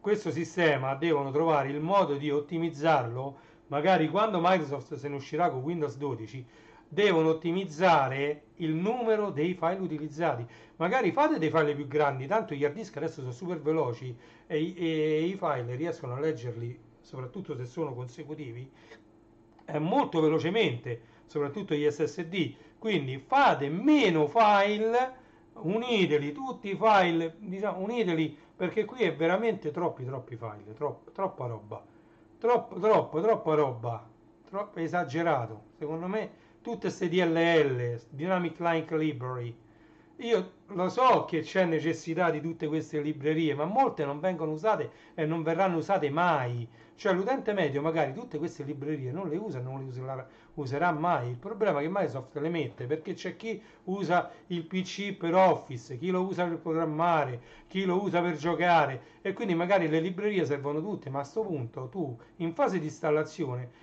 chiedimi per che cosa vuoi utilizzare il PC. Magari c'è pure chi lo utilizza per tutte e tre le cose, però mi sembra esagerato andare a mettere tutte queste librerie, tutti questi file, tutti i file di driver, oltre alle DLL, tutti i file, sì, i file dei drive di ogni in ogni singola periferica c'ha bisogno di una marea di file per funzionare. Non va. Secondo me non va bene così. Questa è diciamo una cosa che dico io, però secondo me ci sono tanti modi per ottimizzare questo sistema operativo, per renderlo più snello, meno pieno di file. Ecco, siamo arrivati alla F, siamo alla F. Guardate quanti file, è esagerato, non è possibile. Ecco, G, siamo alla G, H, vabbè, piano piano stiamo arrivando, dai, HI, vedete, addirittura più di 3, la compressione più di 3 a 1, 3 a 1, 3. Ecco, poi siamo andati in un'altra cartella e quindi abbiamo ricominciato. Poi siamo ritornati, I, J, K, vedete? Queste sono tutte le tastiere dei keyboard. KL, vedete, poi una volta che io ho selezionato italiano, tutte le altre tastiere si possono levare. LM, poi se voglio cambiare la tastiera, magari c'è un filone grosso dove lui va a rimediare il file della tastiera, scomprime solo quello e quel filone non viene mai usato se non per prendere i file. Si può fare pure una cosa del genere, no che mi lasci un sacco di DLL, tutta sta roba. Ecco, vedete, altre cartelle Microsoft, Windows, Web, guarda, e mamma mia, LM, poi ci sono le PNG non comprimibili, tutti ok, però vedete, tutti ok. MSHIA, quello è famosissimo, quella DLL.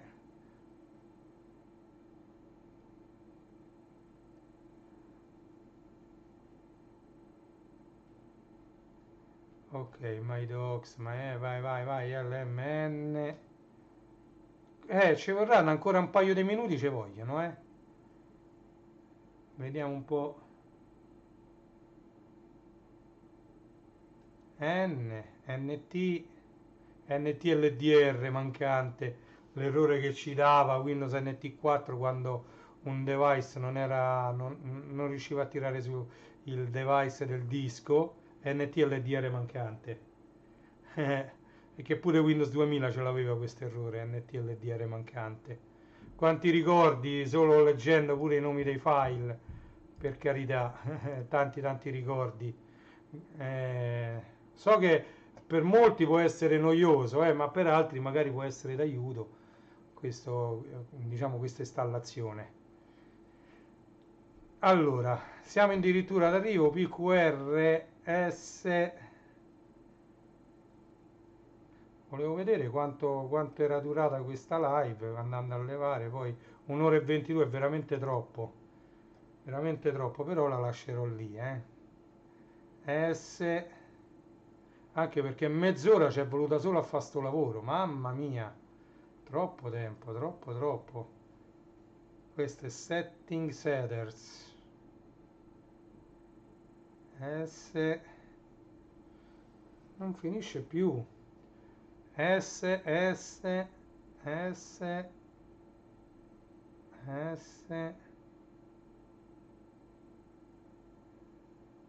ancora sta la S, guardate quanti file solo con la S. No, troppi file ST, questi stanno andando veloce. Telefon.cpl, ma ST,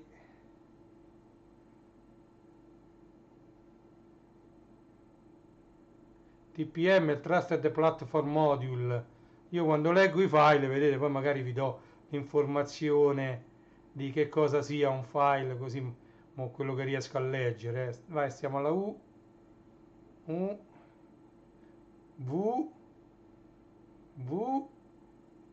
no, ancora VM, Virtual Machine, no, Virtual Disk, VM,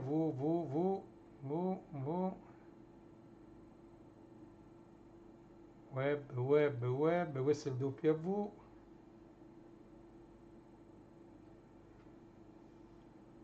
Poi ovviamente questa operazione quanto più è veloce, quanto più processori condividete con la virtual machine.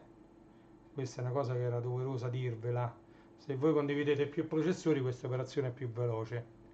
Ok, Windows internal, perché dipende parecchio anche dalle CPU che vanno a comprimere i file.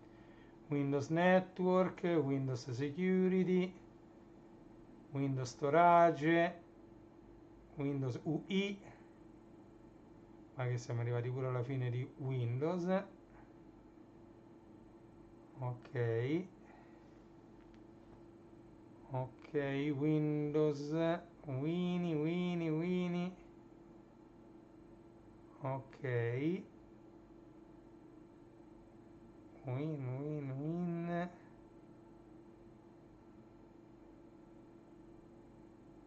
WS, WS, se vedo qualche file che mi ricorda qualcosa ve lo dico,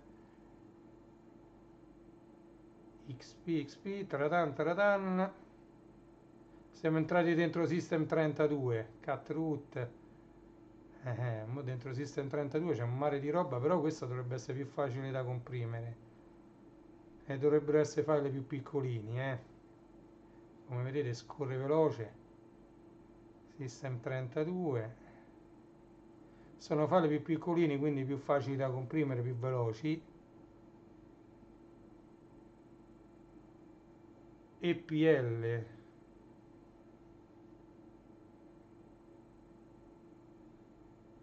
tutti questi .sys, vedete, questi sono tutti i driver pure, mamma mia. IASTOR è il driver per l'hard disk, storage significa. IAStorage, S.sys, questi sono tutti .sys, siamo già arrivati alla S, U, V, mamma mia, la noia incredibile questa live, però la lascerò lì. Compressing file, System 32, driver store, vola Windows, vola. Tanto vi ho fatto vedere anche il sito da dove questo è stato tutto preso, QQ compressing, C driver store, file repository, un altro repository. I repository sono ovviamente d'appoggio, stanno lì se servono, ma allora fanne uno solo più grande, senza che me ne fai migliaia e migliaia. Vedete i .inf danno informazioni al sistema operativo di quali sono i file .sys, .dat eccetera necessari per far funzionare quell'hardware. Però perché fare tutti questi migliaia di file se ne puoi fare uno solo in cui poi il sistema accede, è così, è tutto molto più veloce perché quel file unico grosso non viene toccato fino a quando non c'è necessità, cioè punto interrogativo, si potrebbe fare tranquillamente. Stiamo sempre dentro file repository alla P, ok, PQR, vedete repository T U W, ok, System 32 la root dovrebbe essere questa, ok, C D E F G H I J K L M N O P Q R S T U W W, ok, C Windows System 32 e P12. Sta entrando dentro a tutte le altre varie cartelle, mamma mia. Windows, un centinaio di che cosa?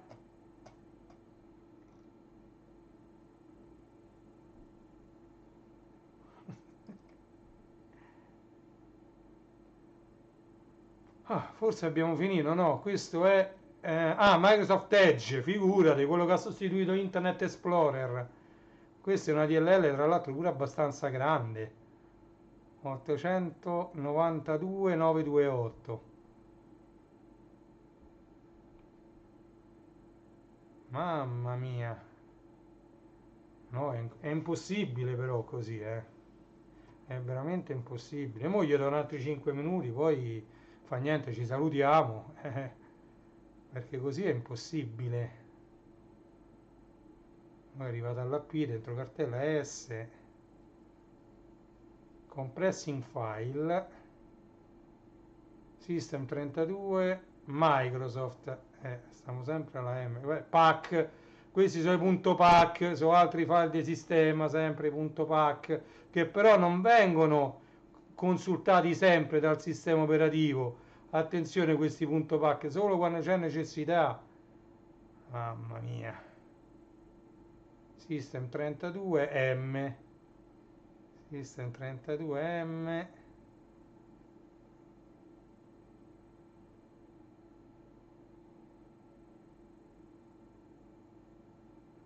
System 32 mi sembra S. Speech, qui è il parlato. Spool sono le stampanti, spool sono i driver di stampa. Lo spooling significa che un documento, un qualcosa da stampare, un'immagine, viene elaborata dal PC ed inviata alla stampante, e la stampante poi lo traduce in un linguaggio che può essere inviato poi o alle testine di stampa del getto d'inchiostro o al, diciamo, al laser, al fusore e al tamburo delle stampanti laser. Ok? Quindi doveva essere fatto prima lo spool, cioè un qualsiasi documento deve essere tradotto diciamo, in un formato che potesse essere interpretato dalla stampante. Ok? E questo processo si chiama spool di stampa.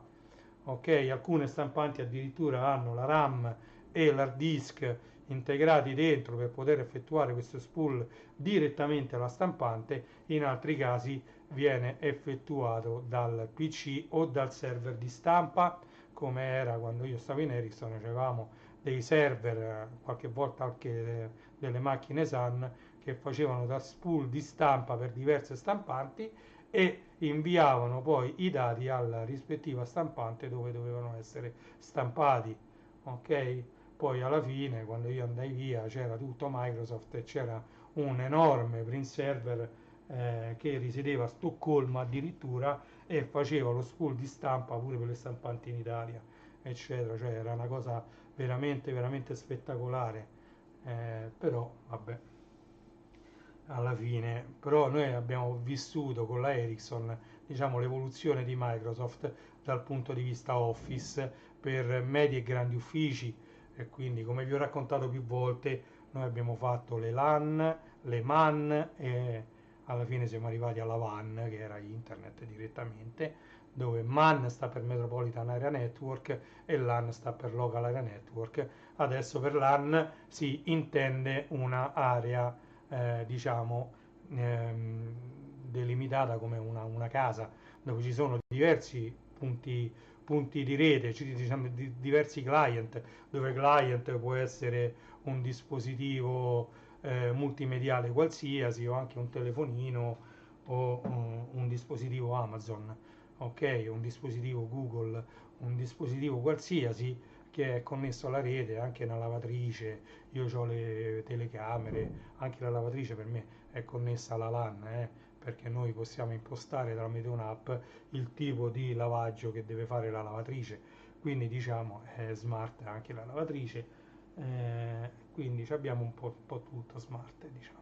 E quindi diciamo ognuno di quelli è un punto rete, però la mia in casa, anche se ho tantissimi client, tantissimi punti rete, è considerato una LAN, una local area network. Oh, qui non finisce più, ma che devo fare io? Mamma mia! Tutt'altre DLL, vedete quanto si ripete? Non si sa più, cioè veramente troppo, troppo, troppo. Qui bisogna fare per 20, per 40, bisogna mandarlo questo filmato. Io sapete che faccio? Io ci metterò la musica, adesso me la scarico questa live, la lascio come live, per chi se la vuole vedere come live non la voglio togliere, e poi lo pubblico come, diciamo, con una musichetta di sottofondo, diciamo, come video, ok? E lo faccio durare una mezz'oretta massimo, lo taglio, lo incollo, lo faccio, lo dico, la live la lascio così, e poi faccio il video, lo taglio, lo incollo, lo spezzo, lo riduco uno schifo, il parlato un po' lo lascio, un po' lo levo, perché dove accelererò toglierò il parlato e lo velocizzo per 20, per 30. E così voglio vedere se riesco a velocizzare questo sistema. Dai, su, su, mamma mia quanto ce vo'. LMNO. Quanto è durata sta live? Non gliela faccio più, io pure sono stancato. È durata un'ora e 34. Poi la farò dura soltanto 34 minuti, vedrete. PQRS. Pure io ci metto una bella scritta sotto, con scritto compressione file. E sopra ci metto per 20, per 30, per 40, perché lo voglio far vedere che ci mette poco, invece poi vedrò quanto ci ha messo e ci scrivo ha impiegato tot minuti. Ecco, W, ecco là. Vai, vai, vai Windows, vai! Windows Shell, Windows Storage, UI, User Interface significa UI, User Interface. Ogni tanto qualche cosa vi dico, dai, solo per chi vedrà questa live in tempo reale, qualche cosa vi dico. Quale altra cartella è andata a finire? Non si riesce a capire. Sta sempre dentro System 32. No, SysWow 64. Un'altra cartella di Windows.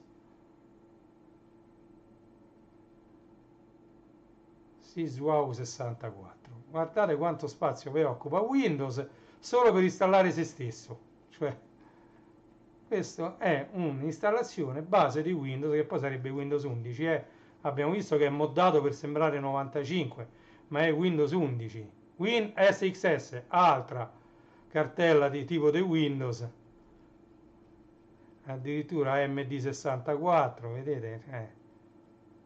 E qui altri migliaia di file.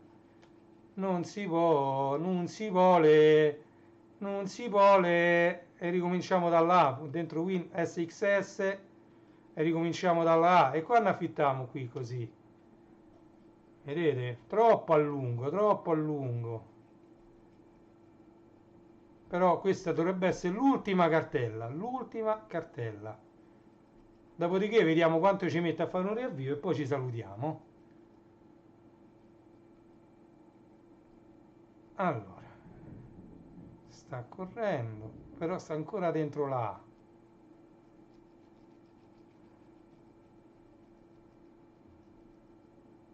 Troppo. AMD 64, Microsoft. Voglio andare a vedere, proviamo ad aprire questo qui, e voglio vedere, beh no, perché qua non c'è mostra file e cartelle nascosti. Allora, sorte, view, show, hidden items. Allora, dentro Windows, poi c'è sta, allora qua AMD 64, guardate quanti sono tanti AMD 64, poi finiti gli c'è sta il Wow 64 dopo gli AMD 64, qualche Wow 64, e nella root ce ne stanno, e poi ci stanno gli X86, i file X86. Dopodiché, finita questa cartella, ci stanno quelle nella root, ma poi vmodules continua, io voglio avere accesso, niente, non mi fa vedere vmodules, e poi praticamente avremmo finito. Vediamo, sta ancora dentro AMD 64, ok, AMD 64, Windows, sempre AMD 64, migliaia e migliaia di file. Vogliamo farlo correre ancora di più? Vi faccio vedere io, così corre ancora di più, non ve ne accorgete, ma corre ancora di più, corre a una velocità smodata, come diceva in Balle Spaziali, velocità smodata. Non abilitiamo la velocità smodata.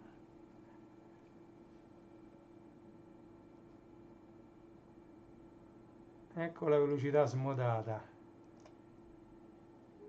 E invece così si rallenta un po'.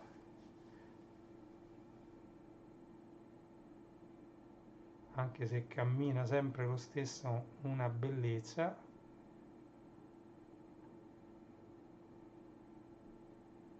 Allora, backup, diagnostic, AMD, Microsoft Windows, AMD 64, ammazza quanto sta a far lavorare sta disk.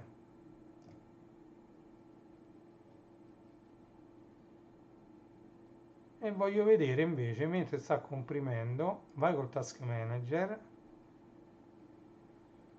ok, voglio vedere la CPU quanto sta lavorando. Sta lavorando ma neanche tanto, quindi non è che una CPU più veloce vi fa guadagnare tanto, memoria neanche. Quello che sta lavorando tanto è l'hard disk, ovviamente, perché è quello che sta scrivendo e leggendo. La CPU sta lavorando veramente poco, quindi disk lasciamo così, così mi tiene traccia. WinXS manifest, zoom.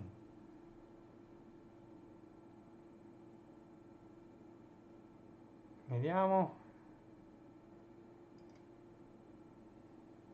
Il disco, vedete, sta lavorando proprio a palla, la memoria poco e la CPU proprio poco e niente. Questo così mi dà lo storico dei 60 secondi nell'ultimo minuto, però il disco, come vedete, sta lavorando proprio tanto tanto tanto, e quindi magari qui servirebbe un disco più veloce del mio, quindi un SSD, e magari ci mette meno. Allora, non riesco a capire manco in che cartella sta. Mamma mia, cammina, cammina, come non cammina? Vai, vai. Windows 95 nel 2025.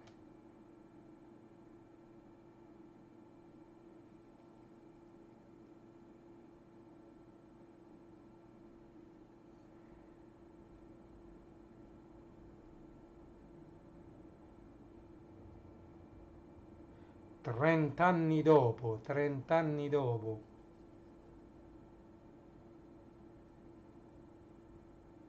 Wow 64, vai, siamo arrivati dentro Wow 64, dai, dai, WinXS Wow 64, veloce.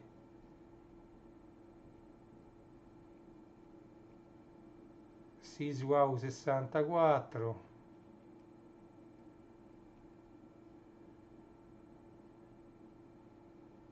Vediamo un po', sono curioso. E il disco lavora un po' a tratti, eppure la CPU a tratti. Sys Wow 64. Oh, è addirittura è uscito, adesso sta dentro x86. Qui abbiamo visto che erano pochi. File, sbiribim. Ok, finito. Completed successfully. Vedi? Drive compressed successfully. Prima di fare qualunque altra cosa, io voglio andare a riavviare questa macchina. Shutdown, restart. Vediamo quanto ci mette a riavviarsi questa macchina. Ok?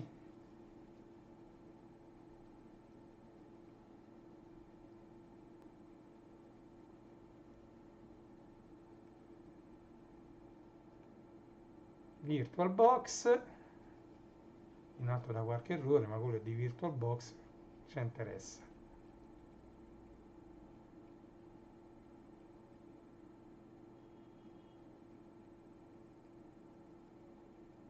Ok,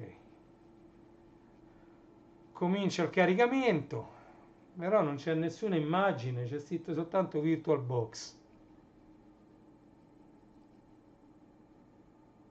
Ci mette qualche tempo però ad avviarsi, e a me mi piaceva di più la barra di caricamento di Windows 95. Mi pare che si possa cambiare anche quella, però è un po' complicato. Se ci riesco ve lo faccio sapere. Comunque è lento una cifra ad avviarsi, proprio lento rispetto agli Unix, pure a Commodore OS Vision è lento, è lento, lento, è lento, non c'è niente da fare, è lento, questo sistema operativo è lento. Gira, il mondo gira.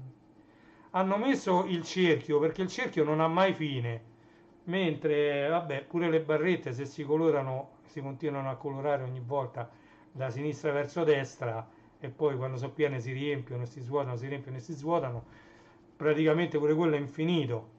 Però diciamo che una barretta che si va a riempire dovrebbe partire da 0, arrivare a 100 e quando arriva al 100% dovrebbe essere caricato il sistema operativo, però non essendo facile sapere quando tutti i servizi e tutto ciò che compone Windows è stato terminato di caricare, che cosa si sono inventati? Mettiamo queste cose in circolo in modo che in cerchio non c'è mai fine, il cerchio è infinito. Questi puntini che stiamo vedendo durante il caricamento di Windows possono girare all'infinito perché il cerchio è infinito e quindi va bene così. Admin welcome.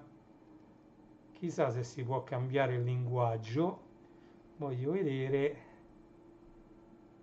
se posso cambiare il linguaggio di Windows facilmente perché mi sembra che Windows 11 ci dava questa possibilità. Vediamo un po', sta ancora caricando, a me ancora non mi ha dato il prompt e legge tantissimo da hard disk ragazzi, e il fatto che sia compresso non agevola la velocità di caricamento. Io ho compresso tutti i file dell'hard disk, quindi diciamo il fatto che sia compresso non velocizza il caricamento assolutamente. Eccoci qua dentro Windows 95, sta caricando ancora la barra di avvio. Vedi, ho messo mostra file nascosti e qui si vede il desktop.ini file, che è l'inizializzazione del desktop di come ho messo io le icone. Sta tutto scritto dentro quei due file desktop.ini. Ok, allora io vedo che sta ancora lavorando, sta ancora caricando il sistema operativo, però volevo vedere qua, se clicco qua mi parte tipo Cortana qualcosa,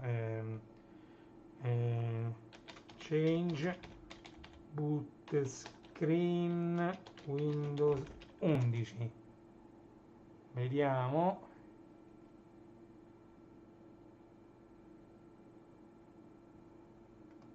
No, perché devo, perché get ma non me ne frega a me. Allora, Microsoft Store, andiamo a vedere un attimino, c'ha ragione, apps, mi voglio scaricare Chrome che qui non c'è. Allora, vediamo se è utilizzabile. No, io voglio Chrome. Mozilla Firefox, io voglio Chrome. Opera Google Chrome.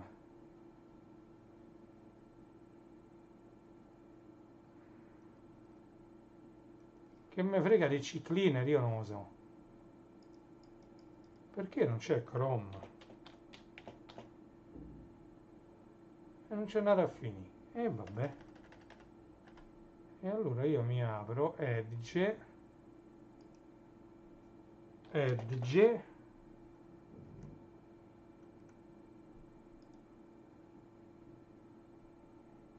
Oh, perché non c'è Edge?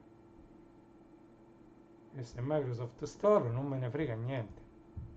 Io voglio lanciare Edge. Dove stanno programmi? File Explorer. System Tools. PowerShell. Control Panel. Event Viewer, questo è proprio uguale a Windows 95. Sì, ma io voglio Edge.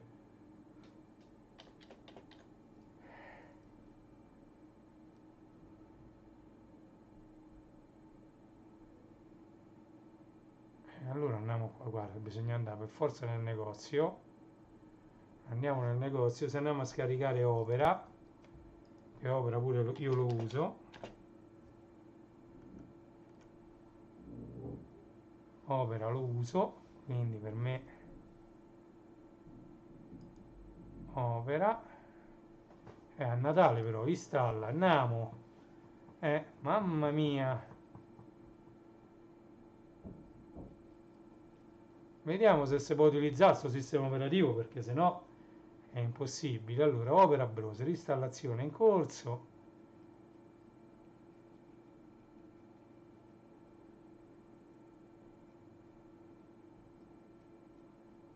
Installazione in corso, ci siamo quasi.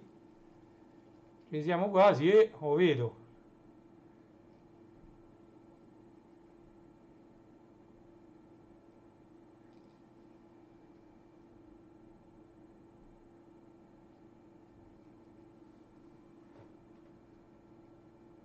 Sto zitto perché dopo lo velocizzerò pure questo.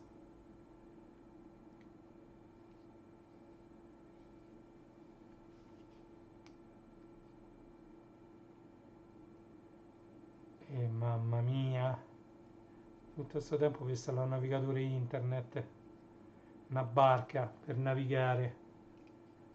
Mamma mia, che è? Transatlantico? Che è Titanic?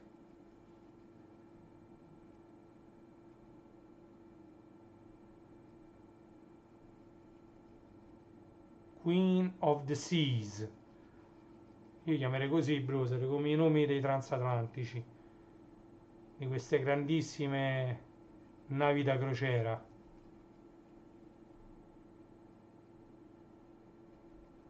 Ma eh, gira e gira, ci siamo quasi. Bello che dice ci siamo quasi, eh. Ci siamo quasi per modo di dire. Oh, installato. E quindi vai ad aprire. No, che condividi? Chiudi. Programmi, Opera. E adesso voglio vedere però di installare, ovviamente questa è Opera. Spettacolo come si apre Opera, per carità. Guardate che spettacolo. Però io sono affezionato anche a Google Chrome, anche se tanto Google sa tutto di noi già tramite i telefonini. Quindi io voglio vedere google.com,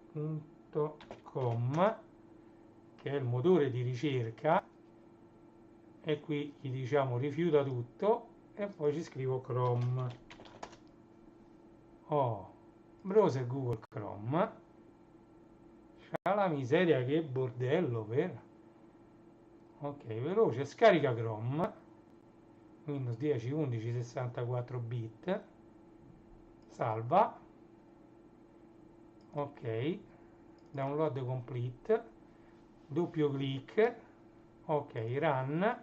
Zitto che si sta velocizzando questo sistema operativo, questo lo chiudo, così libero RAM e vediamo che dovrebbe partire l'installazione di Google Chrome.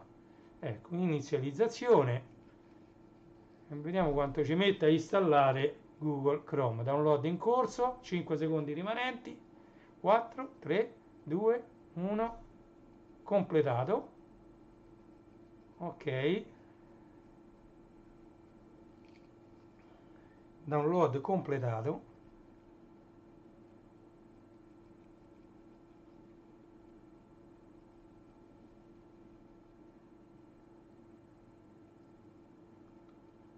Installazione.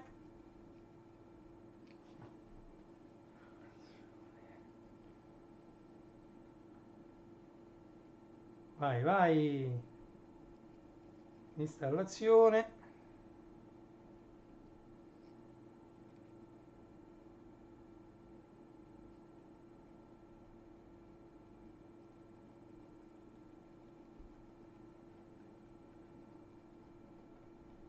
Installazione, non c'è niente da fare. Installazione.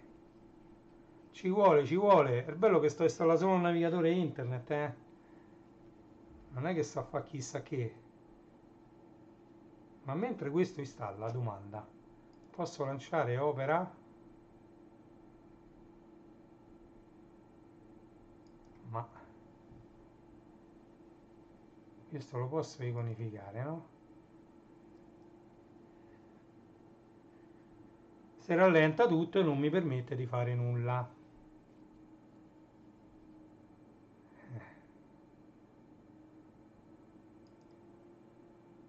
Niente.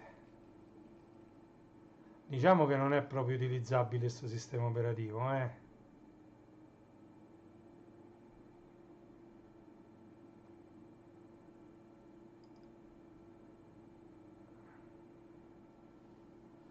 Oh, chiudiamo questo, new tab, ok, change boot screen Windows 11,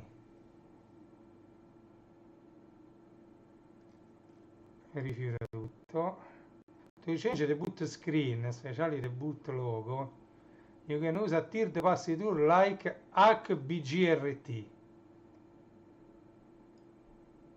HBGRT. Vediamo un po'. HBGRT.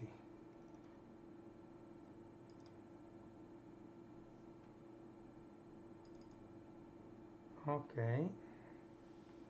me lo apre. Addirittura non c'è WinRAR, ma me lo apre lo stesso. HBGRT.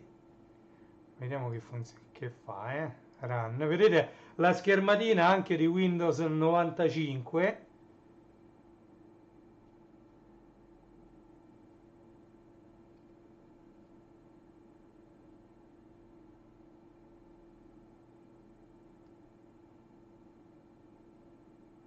C cancel, vabbè, ho capito.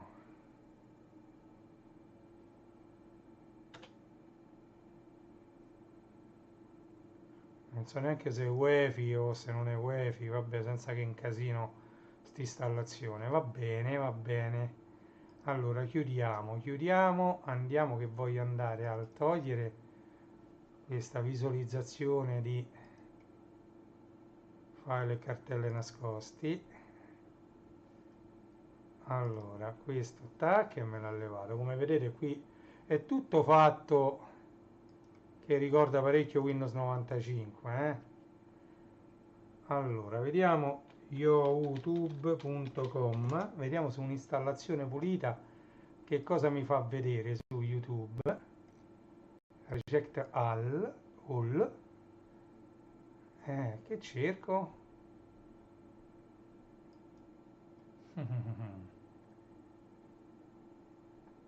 Voglio provare a cercare Jova Live Love.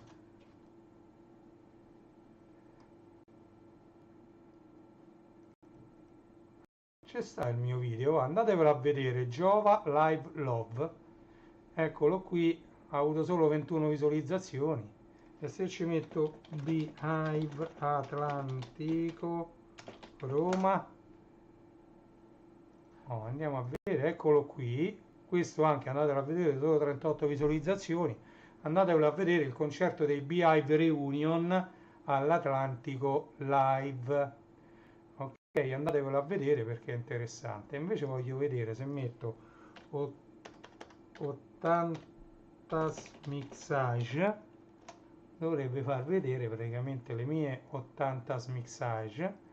No, assolutamente le 80. Se invece le metto tra virgolette, sì, 80 mixage.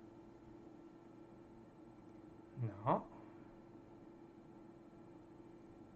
eccole, queste sono le mie 80 mixage, queste no, però queste sì, vedete? 80 mixage, ne sto pubblicando tantissime. Se scrivo festival bar compilations, vediamo un po'. Festival bar, non compaiono le mie, vabbè, peccato, niente. No, perché poi quando stai troppo sotto è inutile che ci stai. Fa niente, fa niente.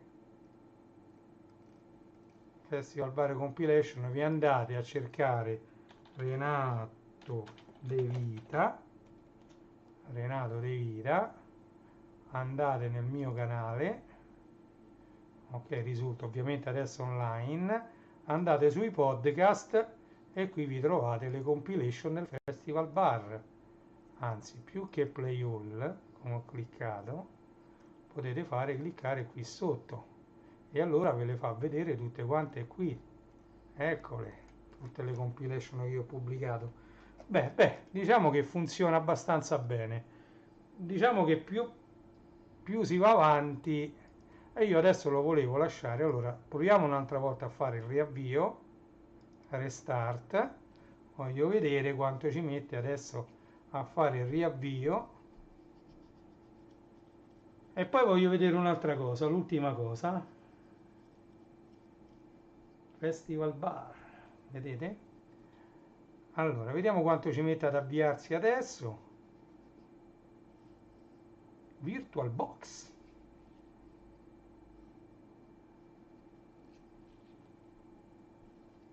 È sempre lento, devo dire la verità, voi non lo vedete, ma sta leggendo, cioè la macchina virtuale sta già caricando il sistema operativo, ma è estremamente lento, c'è niente da fare.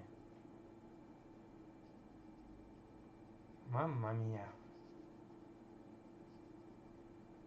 Andiamo a vedere quanto spazio disco ho occupato, senza andare ad aprire nessun'altra applicazione, voglio vedere quanta RAM richiede.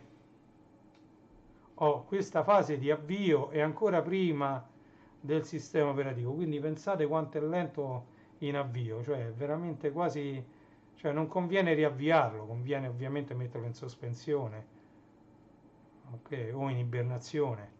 Sospensione significa che tutto viene copiato nella RAM, però se va via la corrente parte l'Iberfile, cioè va a leggere il file di ibernazione. Se invece lo mettete in ibernazione viene fatto un file su hard disk e quando lo andrete a riaccendere il PC verrà letto quel file che è liberfile.sys che ha dentro tutte le informazioni sulle finestre che avevate aperte sul desktop e i programmi che stavate utilizzando.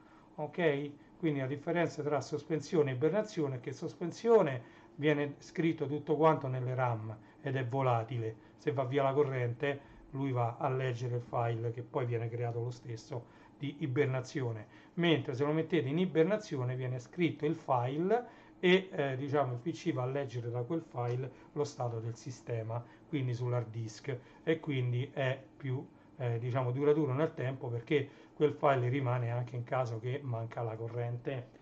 Ok, ne ho approfittato per dirvi anche un'altra cosa riguardo sospensione e ibernazione, la differenza durante l'avvio di questo sistema operativo Windows 95 nel 2025.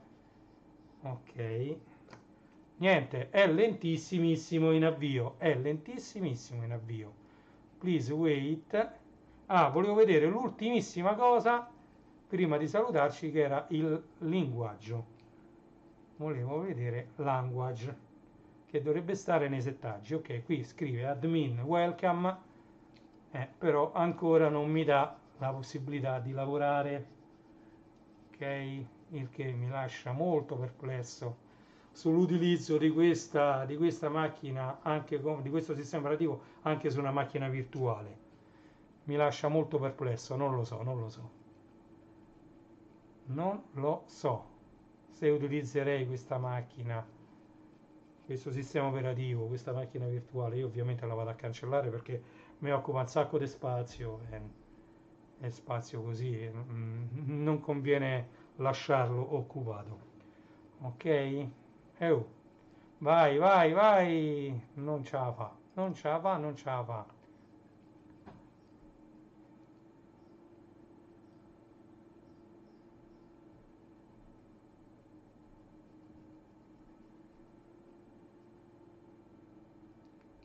Eh sì, gli short di Luke 74 fanno ridere, sì, è vero, molto comici e infatti fanno parecchie visualizzazioni. Allora, ancora non ha caricato la barra di avvio, dalla quale io voglio andare a vedere se posso cambiare il linguaggio di Windows. Andiamo a vedere. Niente, ancora non ha caricato perché quella è una barra aggiuntiva Windows 95 like, quindi stile Windows 95, che viene caricata dopo il sistema operativo e dopo tutto. Eccola qui, caricata. Però è tutto estremamente ancora lento perché sta finendo di caricare tutto l'altro resto. Settings, andiamo a vedere su settings se c'è dentro language, ecco la rotellina delle impostazioni, language, system, accessibility, no, forse dentro system, sound, focus, storage, multitasking,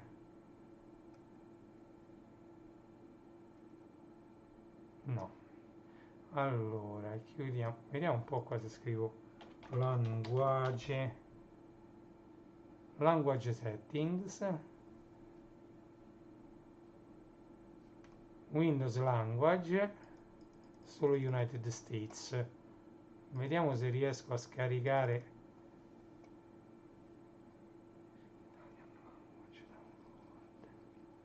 Allora, aspettiamo che carica Google Chrome. Mannaggia la miseria, è una cosa incredibile. No, è inutilizzabile questo sistema operativo perché a me deve rispondere, cioè io pure che il mio PC è vecchio, con Windows 7 a me risponde pure, ma poi soprattutto con Linux, io ho installato tante volte, andate a vedere anche gli altri installiamo insieme, ho installato tante volte anche Linux e non è così lento, porca la miseria. Allora, Italian Language Windows 11. Allora,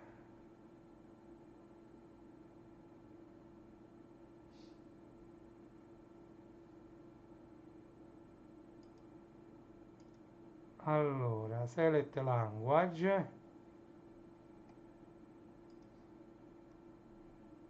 add language.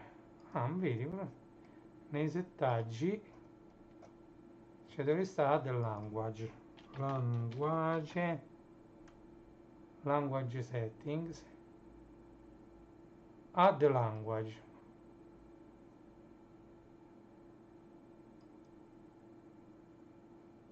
Allora,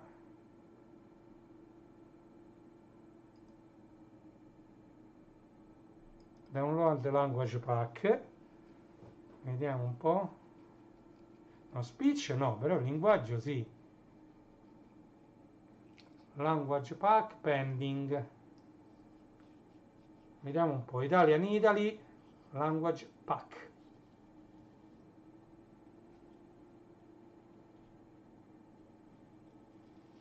Download. Perché pending? Ma che sta qua? Italian Italy.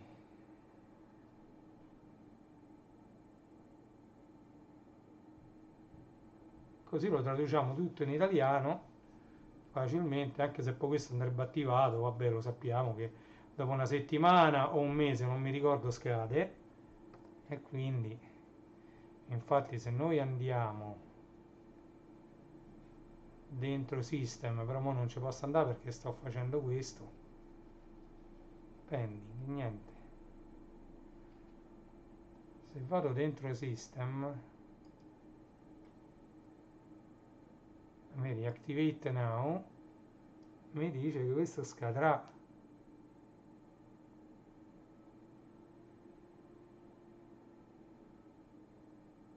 Controlla se il tuo Windows è attivato o non è attivato.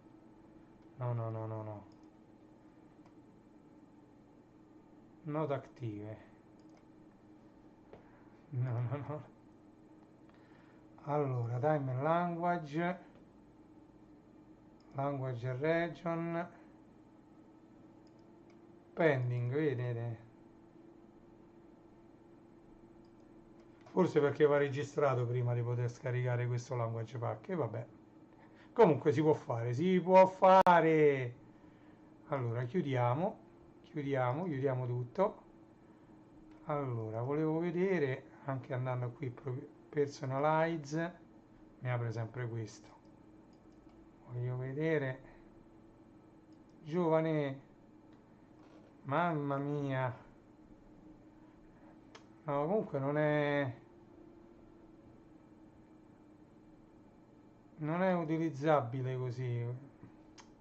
No, non mi ha soddisfatto, devo dire la verità. Non mi ha soddisfatto assolutamente. No, no. Display settings. Non mi ha soddisfatto perché è troppo lento. Multiple displays.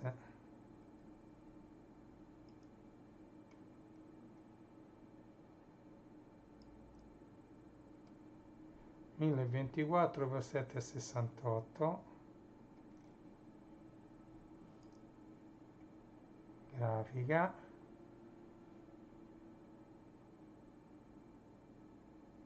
Macchina ottimizza per i giochi, sì. Vabbè. Allora.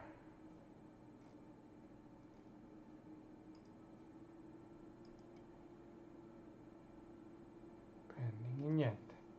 Va bene ragazzi, allora io direi che non mi ha soddisfatto a me tanto sto sistema operativo, è un Windows 11 rimoddato per far sembrare che fosse Windows 95 e non so, non mi ha soddisfatto appieno, no, assolutamente no.